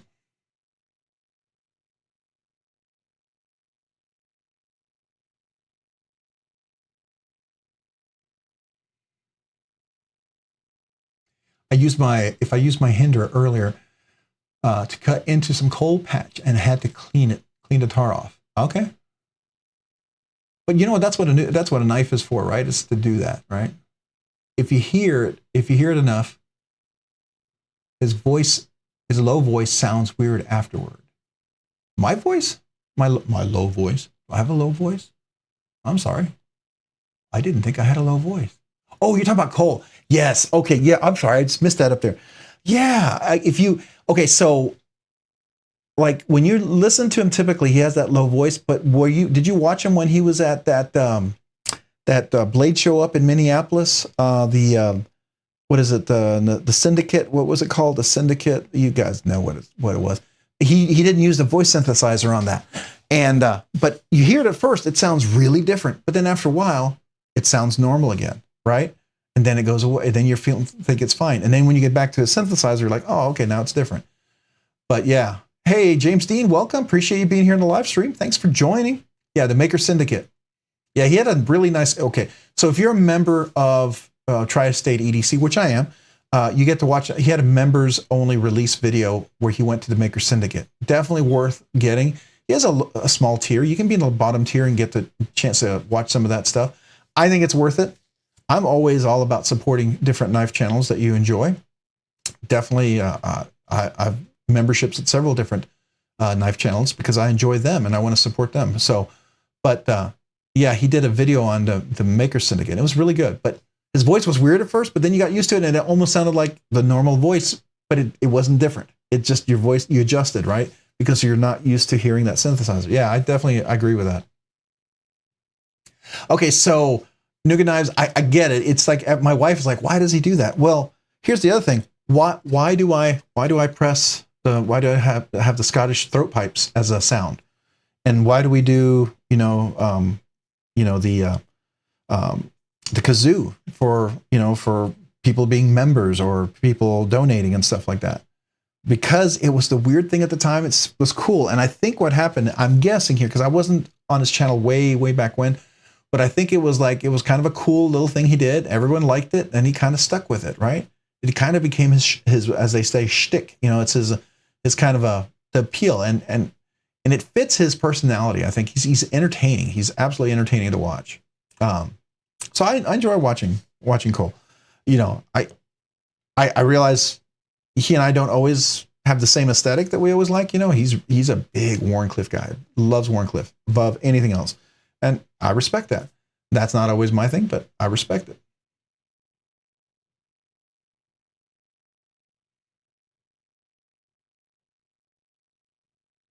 Yeah, I heard that. Did you go to Level On Up? Did you go to the Maker Syndicate? Were you there? That was cool. I would love to have gone to that. That's just so far away. That would have been, I think it would have been a 20-hour drive for me. That would have been a long drive. Yeah, I couldn't have made that. Maybe a little less, but it was a ways. It sounded absolutely amazing though.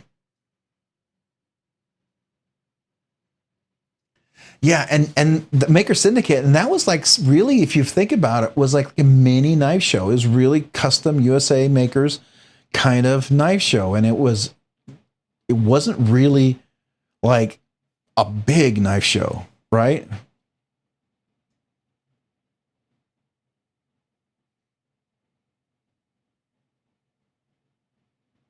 Have I ever felt pinch grip on it? Well, you know, it's funny. I never really think about it until Cole talked about it. And every time now I think about, you know, yeah, when I do cut things, sometimes I'm doing this, and I think, I guess I am doing pinch grip. And I never thought it was a thing, but I think Cole really made it a thing. And so I think about that, especially if you got a finger choil, can I pinch grip?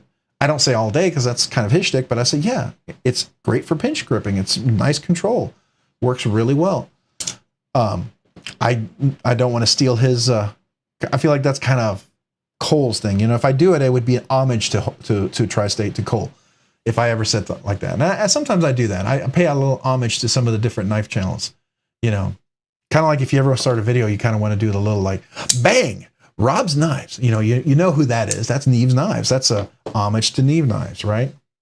You know, and then if I ever get a leather, you know, one of these things, I could slap it down or do the thing, you know, that's Metal Complex. I think it's kind of funny. Hey, Louis, hey, welcome. I don't think I said hello to you yet, but welcome, Louis, to the live stream. Appreciate you being here. Thanks for joining. It is 10 o'clock. Man, we are coming to the end of the evening. Yeah, a lot of catchphrases. You know, it's like I started off my video and I wasn't trying to make a catchphrase, but you know, it's like, hello, y'all on YouTube. This is Rob. I just thought that was kind of a thing I would just do, you know, so you know it's me. And it just kind of fit my, you know, being from Texas and all. I figured that would work. But everyone has something, right? You got kind of figure out what that is. I do still have the Hinder and the Shiro. Yes, I do indeed. I have the Shiro over here, and the thing is, it catches right there on the edge, and then you just drop it down. So it's kind of like I can catch it right there because it's got a ramp to it. All I got to do is drop, and it goes over it. You know, so that way I don't have to worry about the guillotine because it's a very big blade, and it has a beautiful control action. So can do that. It drops down. Yes, I do that. And here's the Hinder with my frag pattern mint and boss scale. Action is just ridiculous. And this has Skiff washers in it. Fantastic. Skiff washers in the Hinder is just ridiculously great. So yes, I still have both of those. Love them both. Pretty big knives. I mean, the Shiro is definitely probably my longest, biggest knife that I have.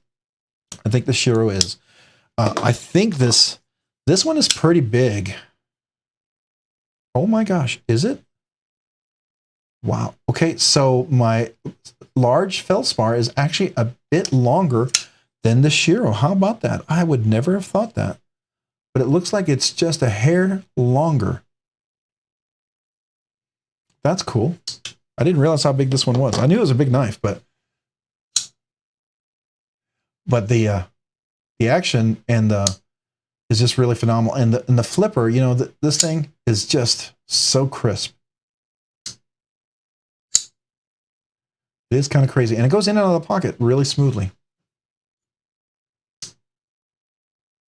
You want the flipper delete? Yeah. So I got the non-flipper version, and this is an actual version that they make without the flipper. You can see the little tri-way locking system right there. It's let me see if you can get the focus on there. Tri-way, come on, focus, focus, focus, focus.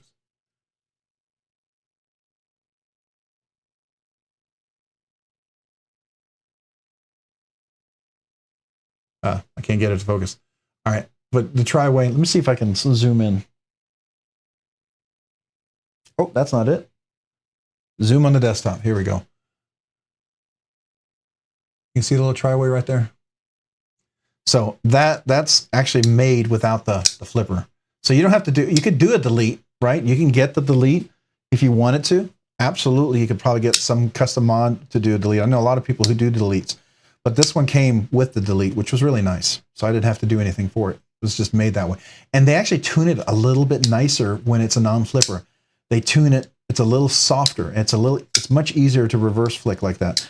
And believe it or not, I think I can still do it. Yeah, I can do middle finger flick on this too. So you see I can get my little middle finger flick on here, do a middle finger flick, which is kind of cool. I like that. I can, on the left side though, I have to kind of hold tight up here to get to it, because any touch on the lock bar, it does make it a little difficult. And I was thinking about getting that Lynch milled clip, maybe. Have contemplated that, but I don't know if I want to. I don't know.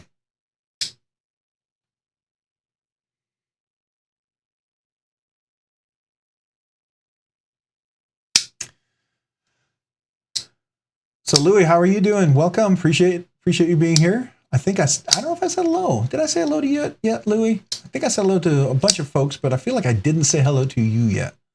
And if I didn't, hello. And if I did, well, hello again. So nice, I said it twice.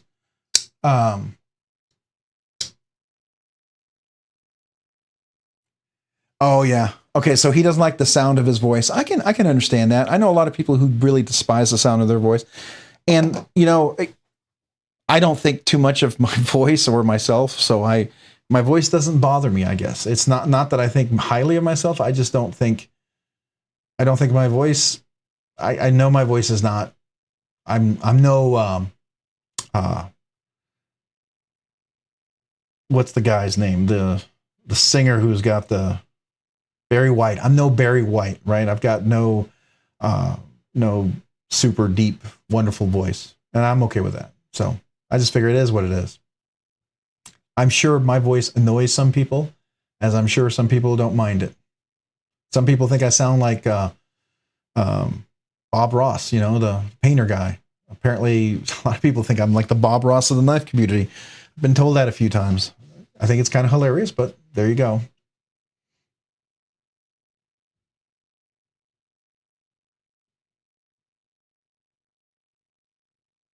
Level on up. I hear you. You know, there's a lot of knives that are not on my list at all.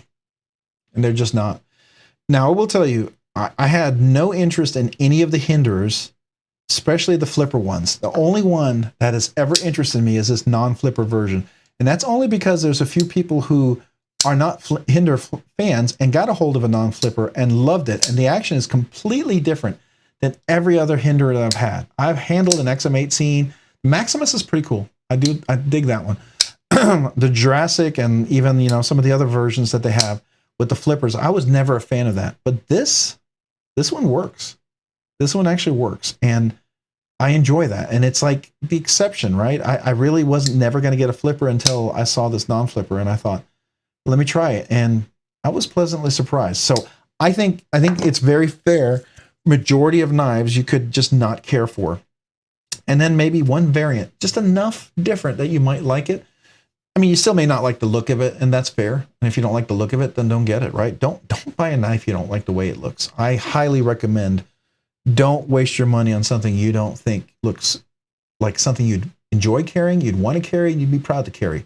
Right? If you're embarrassed to carry a knife, don't buy that. There's no reason. I mean, just because everyone says they have that knife, I learned a while ago, don't buy a knife just because everyone says that's a knife you need to own.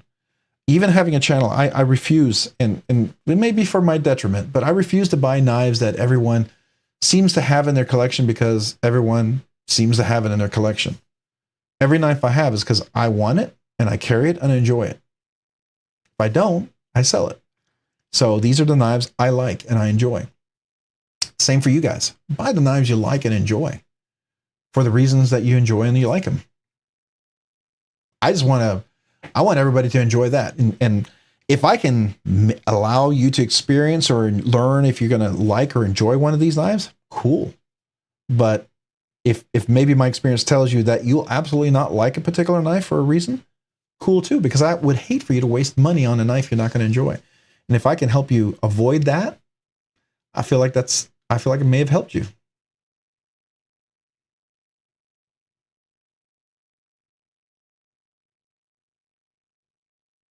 Yeah, I'm not big on trading knives. I've been offered to trade a few times, but I tell you, I used to be part of the bladeforums.com site, and before nav sale started, and by the way, I'm not trying to knock that down, but I think nav sale has got really a good thing going in how they do it. Okay, so I'll just say that. But in that regard, I would say that Blade Forums, they used to be pretty good. I did a lot of sales. I think I sold over 50 knives there, right? And I had a 100% rating. But then anytime I put something nice up there, people would always want to trade. And they want to trade like 30 or 40 different really budget cheap knives for a really nice knife. And I'm like, I'm not looking for a bunch of used cheap knives. I get that you feel like they're worth maybe altogether that, but it's not what I would like to get for the knife, right? So it was kind of after a while I realized that bladeforums.com kind of is not the place I really go anymore, which is sad because I used to really enjoy that. All right, Dr. Drew Dude, welcome. I probably need to go to, but Louis, I agree with you. I've been burned buying a Wii. Jared talked up the bees to me and got it and returned it the next day. It wasn't for me. I agree with you on that. I have found a few knives. Like, for instance, I recently got the, not the Exciton. What was the one that I just talked about? Actually, I'm going to drop a video on it because I did an unboxing and it was one of their limited editions, and it was very disappointing. Very disappointing. And of course, I couldn't exchange it for another one because it sold out. So all I could do is return it. And I'm sure they resold it probably at a discount or returned it to them. Probably maybe they fixed it, but it was gritty. It was terrible action. It had a fuller on there that was absolutely not usable. Had a full fuller that you could see that looked like a fuller and was totally unusable. I get a personal thing of mine. Like here, I get there's a fuller on here, but it's completely hidden. You can't really get to it. It's next to impossible. I mean, unless I had super microscopic fingers to get in there, it's next to impossible. So I don't see that as a usable fuller, right? But if you're going to have a fuller that's exposed, I should be able to use that. That's very frustrating for me. And it was the Nexia. Really cool blade shape. I had to return it. It was very, very disappointing. Got to be the most disappointing Wii knife that I had. Now, here's another one, Louis. I actually got one recommendation from Neves Knives that I totally agree with him on, and it was a while ago. It was the Sakshi. This really pretty cheap, inexpensive Wii knives, titanium liner, JG10, titanium bent clip, but it's still titanium. Really good materials in a very cost-effective knife that's now running about $150 for all of this. And the action and everything on this knife is fantastic. The fuller, fully usable. It's a bolstered liner lock. Really, technically, it's a liner lock, but it really is a bolster, almost frame, subframe lock sort of thing. Because if you look at this, it's a full frame lock with a steel bar insert and even an over travel stop on there, which is absolutely not needed with the scales, but it's still there. But this knife this is one of those knives that I carry quite often. It's very inexpensive. One of my cheaper, nice knives. It's probably one of the cheapest nice knives I have, but I really like this knife. I carry this a lot, and it's just the ergos and everything on this knife is just fantastic. And it was one of those knives that Neves recommended. I bought it, and I really liked it. I really dug it. And definitely a lot cheaper than a lot of other knives, but it's just one of those knives that's fun and very fidgety and very comfortable. So every once in a while, you find a knife that's not necessarily super expensive, but you just like. It's like one of your favorites, right?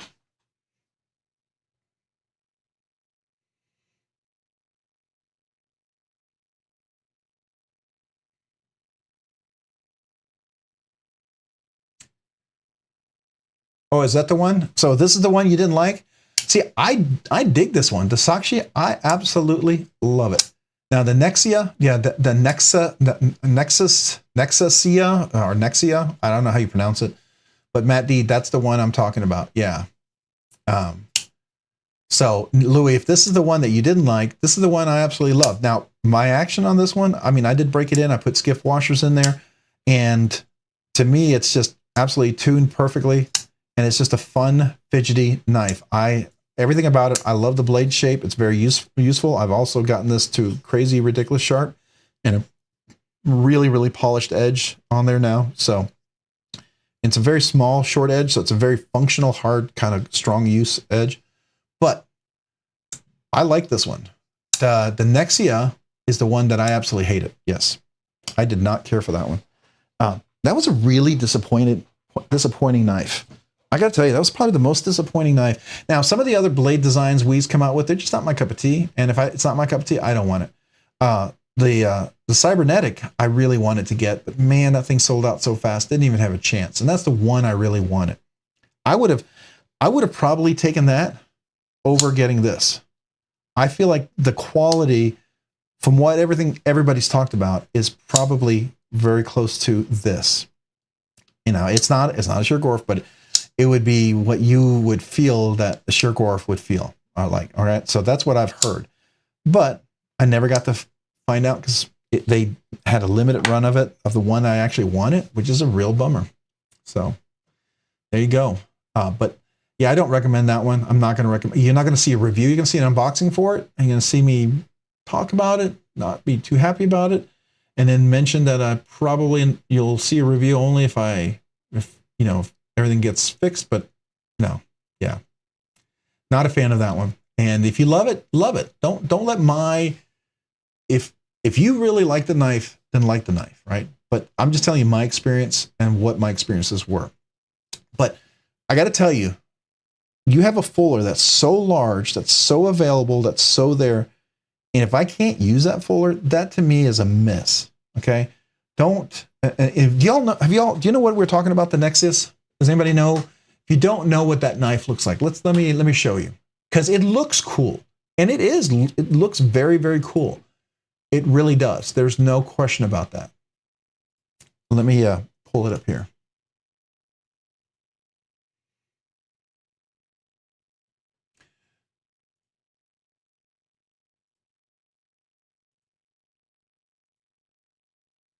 See if I can zoom in a little bit. All right, so this is the Nexia.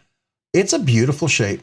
It flips well, not great, but it was very gritty. Mine was extremely gritty. I mean, it was gritty like I got a cheap Civivi or Sencut knife. I'm gonna get straight up with you. For a limited edition, I expected like my Makani. Okay, I have a couple of limited editions, and I expect really smooth action. And this did not have it. So, and this fuller right here, even closed, let me show you with it's closed. Absolutely unusable fuller. Cannot use it. There's no traction anywhere to get in there. You cannot get your finger in there, and it does not, it's so rounded. This looks sharper than what mine was. Mine was absolutely smooth.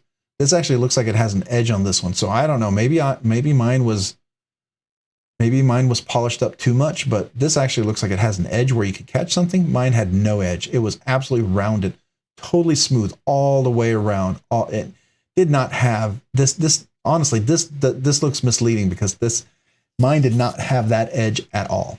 So there you go.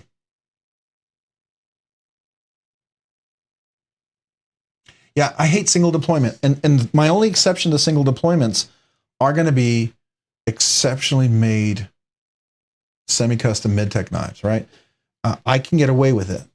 For instance, the Shurgorf, there's a very unique experience with that. You know, that whole experience especially when you go past that, because this is a very smooth ramp you get over. So once you get past that, it's very crisp, unlike any other flipper I've not experienced. This is just, I've had a lot of strong flippers, but this is just very unique. It's unto itself.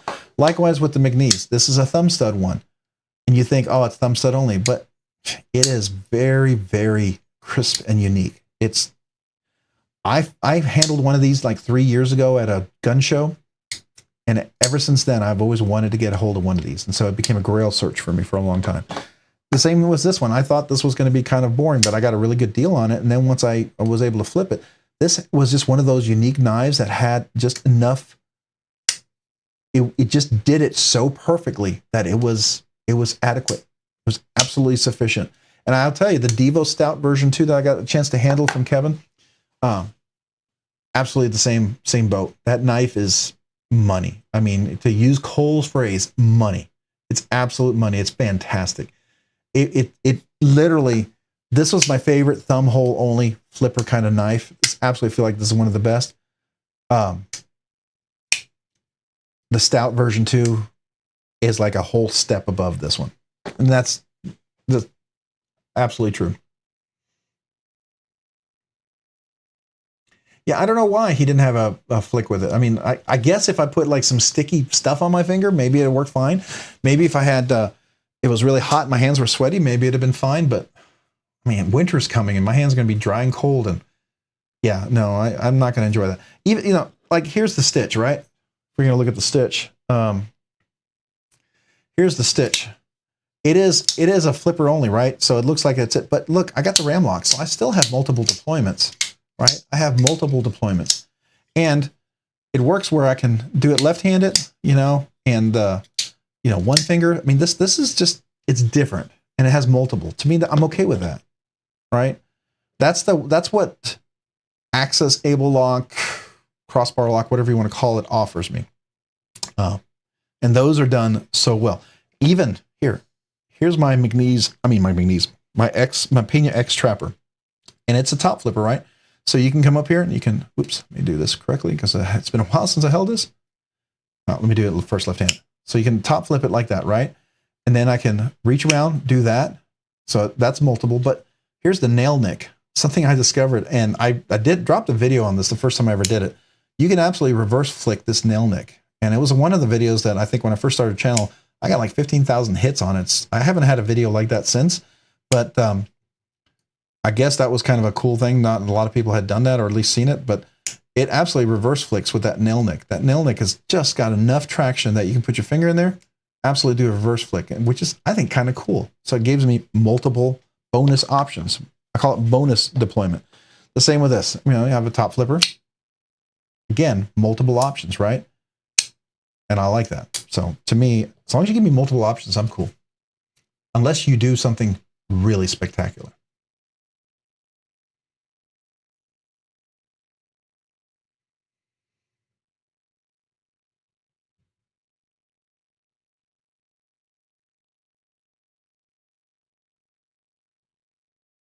Oh, Kaiser let, so when is that one going to be released? The button lock one, the mash. I thought that was not for another couple of months. Nuga Knives, have you heard something about it being dropped sooner? I'm kind of curious. Oh, and the 80-20 scales. Yeah, I've seen that. I've seen those magnets detents. I've heard that they do give you some extra detent, if you will. I don't know if you know, the term is detent. I mean, really, it would be shark lock resistance, I guess. But then you're technically it's magnetic resistance, right? I mean, just like a button lock is really not a detent; it's a plunge lock resistance. I mean, because there's no detent there, but the plunge lock acts like a detent. It resists the blade opening, and you have to overcome part of the blade where the angle has to overcome.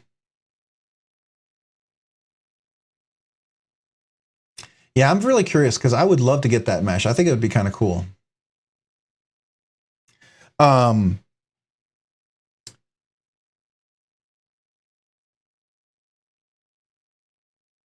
What was it? You were level up.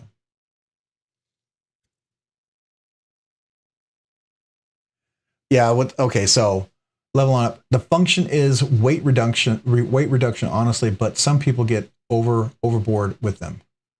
All right. So yeah, I mean, like, okay. So if you saw any of my review on this one is there's no milling whatsoever on this. It's a heavy knife, but I like it. I like the weight of this blade. I like the solid feeling of this. Sometimes a really solid, thick handle and heavy blade, and it just feels really nice in the hand. It almost feels a little overbuilt, but it just feels really good. Now, if I'm wearing like really thin shorts and they're, you know, I don't want them pulling down, I'm not going to be carrying this because this has got some weight to it. I'll probably carry like a little trapper or something light, or a bug out, right? Something that's light. But I like having some knives that have got some weight to them. You bought 4 of them. Yeah, I had a chance to buy one, but I had heard also he's coming out with a high-end version of the Pony Stout. And I really like the Pony Stout. So much I bought 2, and I gave both away in giveaways, but I really like that Pony Stout. I liked everything about it. Now, as you know, I do like a little nicer knives, and I would love to see that Pony Stout with some of that extra high-end steel and scales, and I think I totally dig that. Yeah, integrals are really cool. They really are. Do I have any integrals right now?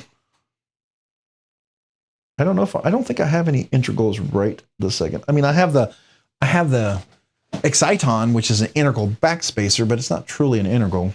Yeah, I don't think I have any integrals right now. Not that I can think of. I'm looking at my cases here. Well, I should probably do a knife video, my collection video, before I have my sale because of the purchase that we did tonight. Yeah, it's gonna change some things, I'm sure. So maybe I should go through that. I don't know. Would that be interesting? Would anybody be interested in seeing the whole collection view? I mean, sometimes people are very interested in that. I had a Dan Carrier integral. I did, and I liked it. I didn't care for the flipper. The flipper was weird. It was it didn't have enough leverage to deploy it soundly like I wanted to. I would always fail it, and I didn't have enough leverage on it, and that frustrated me. I did get the thumb studs put in, and that was a world of difference. It's a massive blade on that thing. I like his latest version on that. He actually has a fuller in it, and the fuller works really nicely. But I wish the flipper had just a little more leverage. That's always a frustrating thing for me when you have a fuller with a limited leverage. I had a knife somewhere. Oh, maybe it was one of the ones I reviewed. Yeah, it was one of the ones I reviewed. I already shipped it out. The Cetus. I really like the fuller and the thumb hole on there. That really deployed nicely, and it's a great budget knife. 50 to $60. 14C28N. You'll see the video if you've. I think I've already done the unboxing.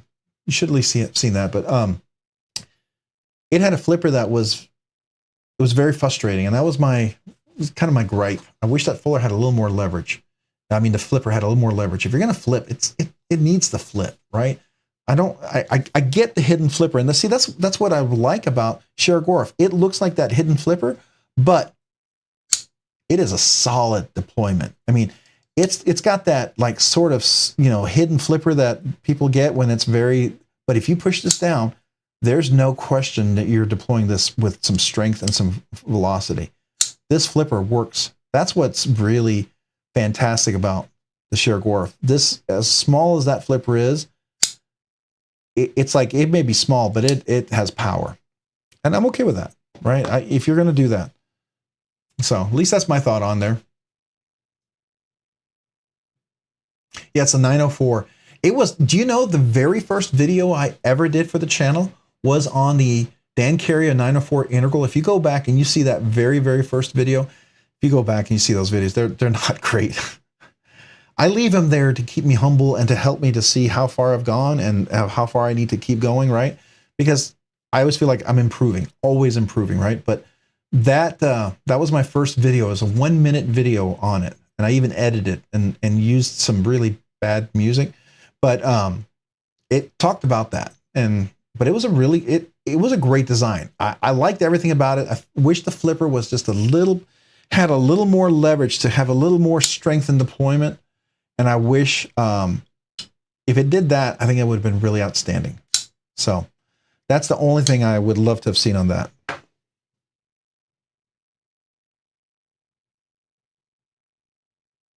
Oh, the Kinnison Fido. Oh man, it's 10:30. I got to wrap it up here. Let me look at that one. This will be the last thing I look at, and then we. Oh, you got the link. Oh, perfect. I don't have to look it up. Thank you. Let's go take a look. Oh, I think I've heard of this thing. Yeah. Okay. Well, it's not showing me the. I want to see the flipper because I've heard of this. It's like it's that kind of a hidden little flipper, but it's phenomenal. It like works really, really, really well. Was this the one that was at the Maker Syndicate? Because I thought I saw Cole holding a knife. Yeah, it was. All right, that's what I thought. It looked like that Maker Syndicate one. Yeah, that looked really, really cool. That looked really impressive. I like that one. That kind of, I think that's what the idea of like the Sheer-Gorf, what they do is that leverage. Notice here's the pivot. You see the pivot, and you see the flipper here. It's above the pivot, above the pivot. Anytime you're above it, you're going to have more leverage and able to transfer that leverage and amplify the power of that leverage into the blade because you're above it. When the flipper is equal to or below it, it really takes away a lot of the force. And that's just basic physics and leverage. You know, if you look at pulleys and leveraging and with your momentums and your force vectors and all that stuff, I mean, that's just kind of cool. Sorry, I got a little nerdy there. Forgive me for that. I won't go into the physics of it, but it's cool. Let's put it that way. It's put in the right place that you get a lot of power, a lot of pop out of it.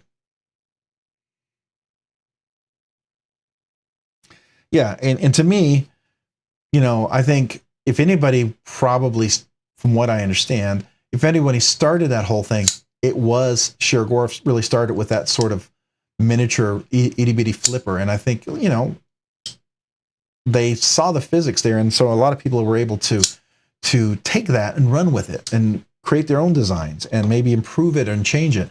I like this one. It's just kind of has a really EDC friendly feel to it. Very small, but it has enough length that you feel like you can, at least it looked like there was enough room for a large hand, maybe an extra large hand. And it had a nice blade length. I mean, it wasn't going to be a, you know, go chop wood kind of blade, but it was definitely a really nice user EDC type of blade.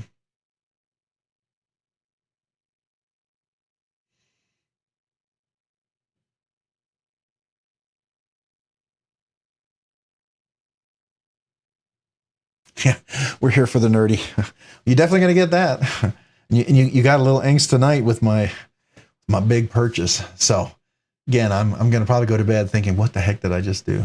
But like Nuganev said, it does retain a lot of the value. So worst cases, I get it in, I get the experience, I can resell it, probably won't lose a significant amount, right? I could probably recoup what I paid significantly. I mean, or at least break even.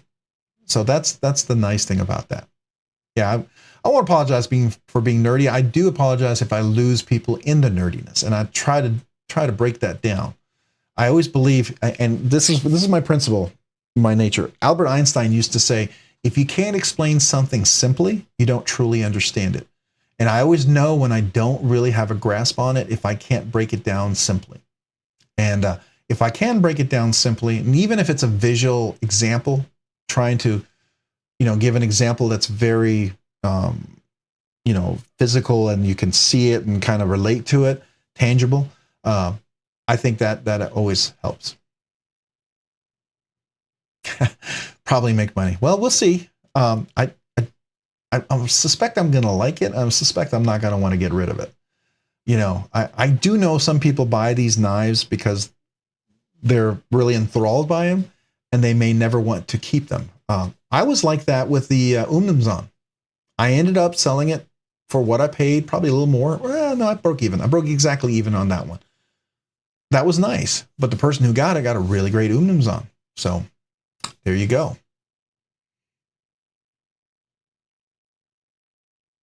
For content, write it off. Yeah, that's true. That's true. I am going to have to file taxes this year and do this, the self-employment thing for the revenue from the channel. I mean, it's not a lot. But I think by the knives purchases and the giveaways, I think I can write that off and break even and probably end up not having to pay taxes if I know how to do that correctly. I'll have to ask my brother. He's an accountant. Maybe he can help me with that. But I don't know exactly how that works. I want to make sure it's above board. I don't want to. I mean, there's 88,000 more IRS agents out there. I'm not going to be one of those guys that they're going to come after. I want to fully disclose everything. It's out on the table. I'm not hiding anything. I don't want to give them any reason to come after me. We shouldn't have had that many. And, so I want to make sure they know above board.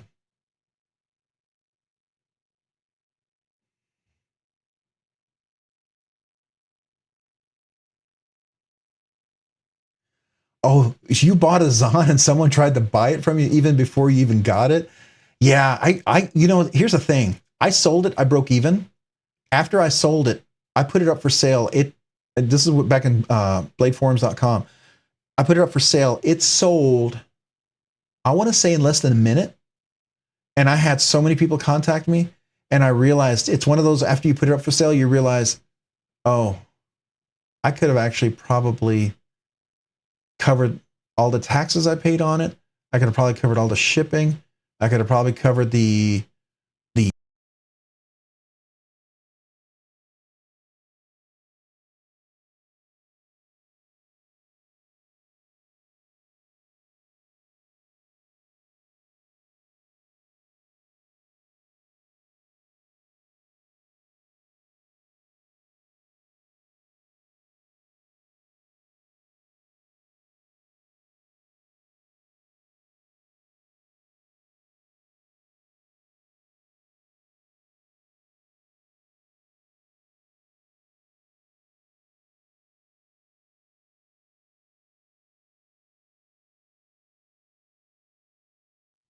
All right, can you hear me?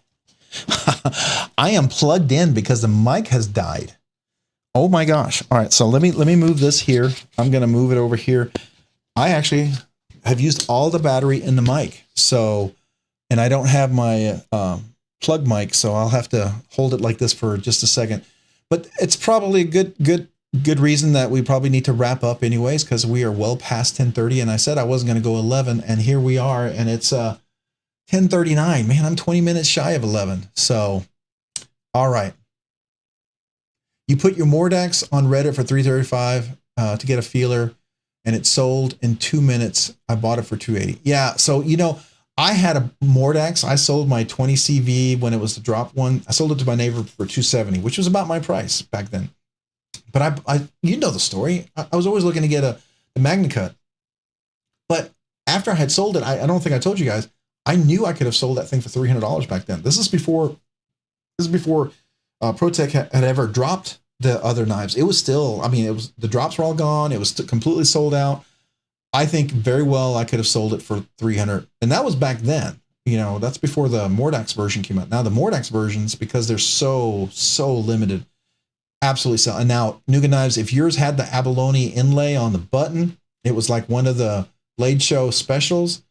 Yeah, easily $335, probably $350, maybe even $400. I'm sure. So, all right, guys. Hey, it's been a great live stream. I appreciate everyone being here. Thank you so much. Thank you for helping me make bad decisions. I always appreciate that. And hopefully I'll be able to sleep in my bed tonight. So we'll see. But I do appreciate that.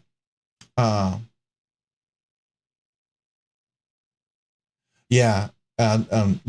Legion Steel knives, by the way, your knives look super nice and the inlays are very nice. You know what? Did we even take a look at that? I'm going to put the mic down just real quick because I don't think we gave a look at his stuff. So Legion Steel knives. Let me take a look at that real quick.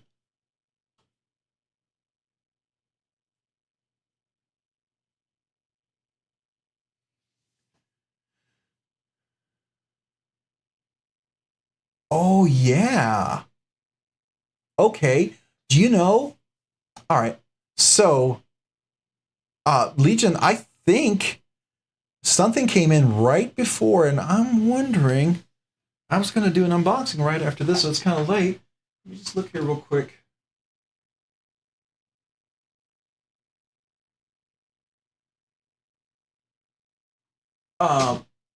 I don't know if that was the one coming from you, but I think I'm going to be getting a one of your prototypes in that we're going to be reviewing in the Apex Pass Around. I'm super excited because it looks like it's this one, and man, this looks like a really nice knife.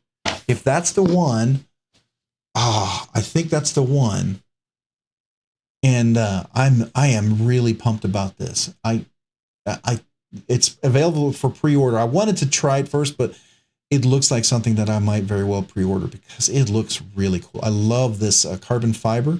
It almost looks like the white twill carbon fiber on there. I don't know. It's like a white marble. I don't know. It's really cool. But if that's the one, you guys are going to see an unboxing here very soon, and I think it's going to be pretty cool, pretty epic. So yeah, you'll get my absolute immediate review on this or unboxing experience. It definitely has a really nice look to it, and I suspect it's going to be all that, because you look at some knives sometimes and you can go, yeah, that looks nice. Then you look at some knives, you go, I bet that's pretty nice, and that's the feel I get here. So we'll see. Absolutely, will share my experience for you guys. So can't wait to do that, and I'll definitely let you know. And if it is, you'll definitely see it on Monday on the next live stream. I can't wait to. Well, I don't know if I can keep it that long if it is, because I got to get it out to all the other reviewers. Everyone's got to get a chance on it. I don't want to hold it too long, right? So I'll try to be quick, but I don't know if this box is the one here today, I don't know if I can hold it a whole week. If it isn't, then maybe I can have it till next Monday, because that's usually when I ship stuff. So we'll see. All right. Yeah, definitely some cool knives. Definitely go check them out. If you haven't checked this out, I've seen this, and I will be happy to provide you some feedback on this and tell you that it probably is as cool as it looks. So there we go. All right, guys. Well, on that note, thanks for pointing that out, by the way. I do appreciate you, Nuga Knives, for noting that. And level on up. And Matt D and Legion Steel Knives, Miss Missy. Who else do we have here? Anybody else that's here? At least 18 other folks. If you're just listening, maybe sleeping, I don't know if NFK20 is still kind of, under the weather, hanging out in the background. If you are, and if you're asleep, stay asleep. Don't get up. Get better. All right. And just know we're all here for you. Everybody have a great evening and have a great week. And we'll talk to you next week. Remember, giveaway next week. I'm super excited. Definitely, I think we have something else. It's going to be exciting now that I have another knife for the giveaway. So we'll see. All right, guys. Have a good one. Bye.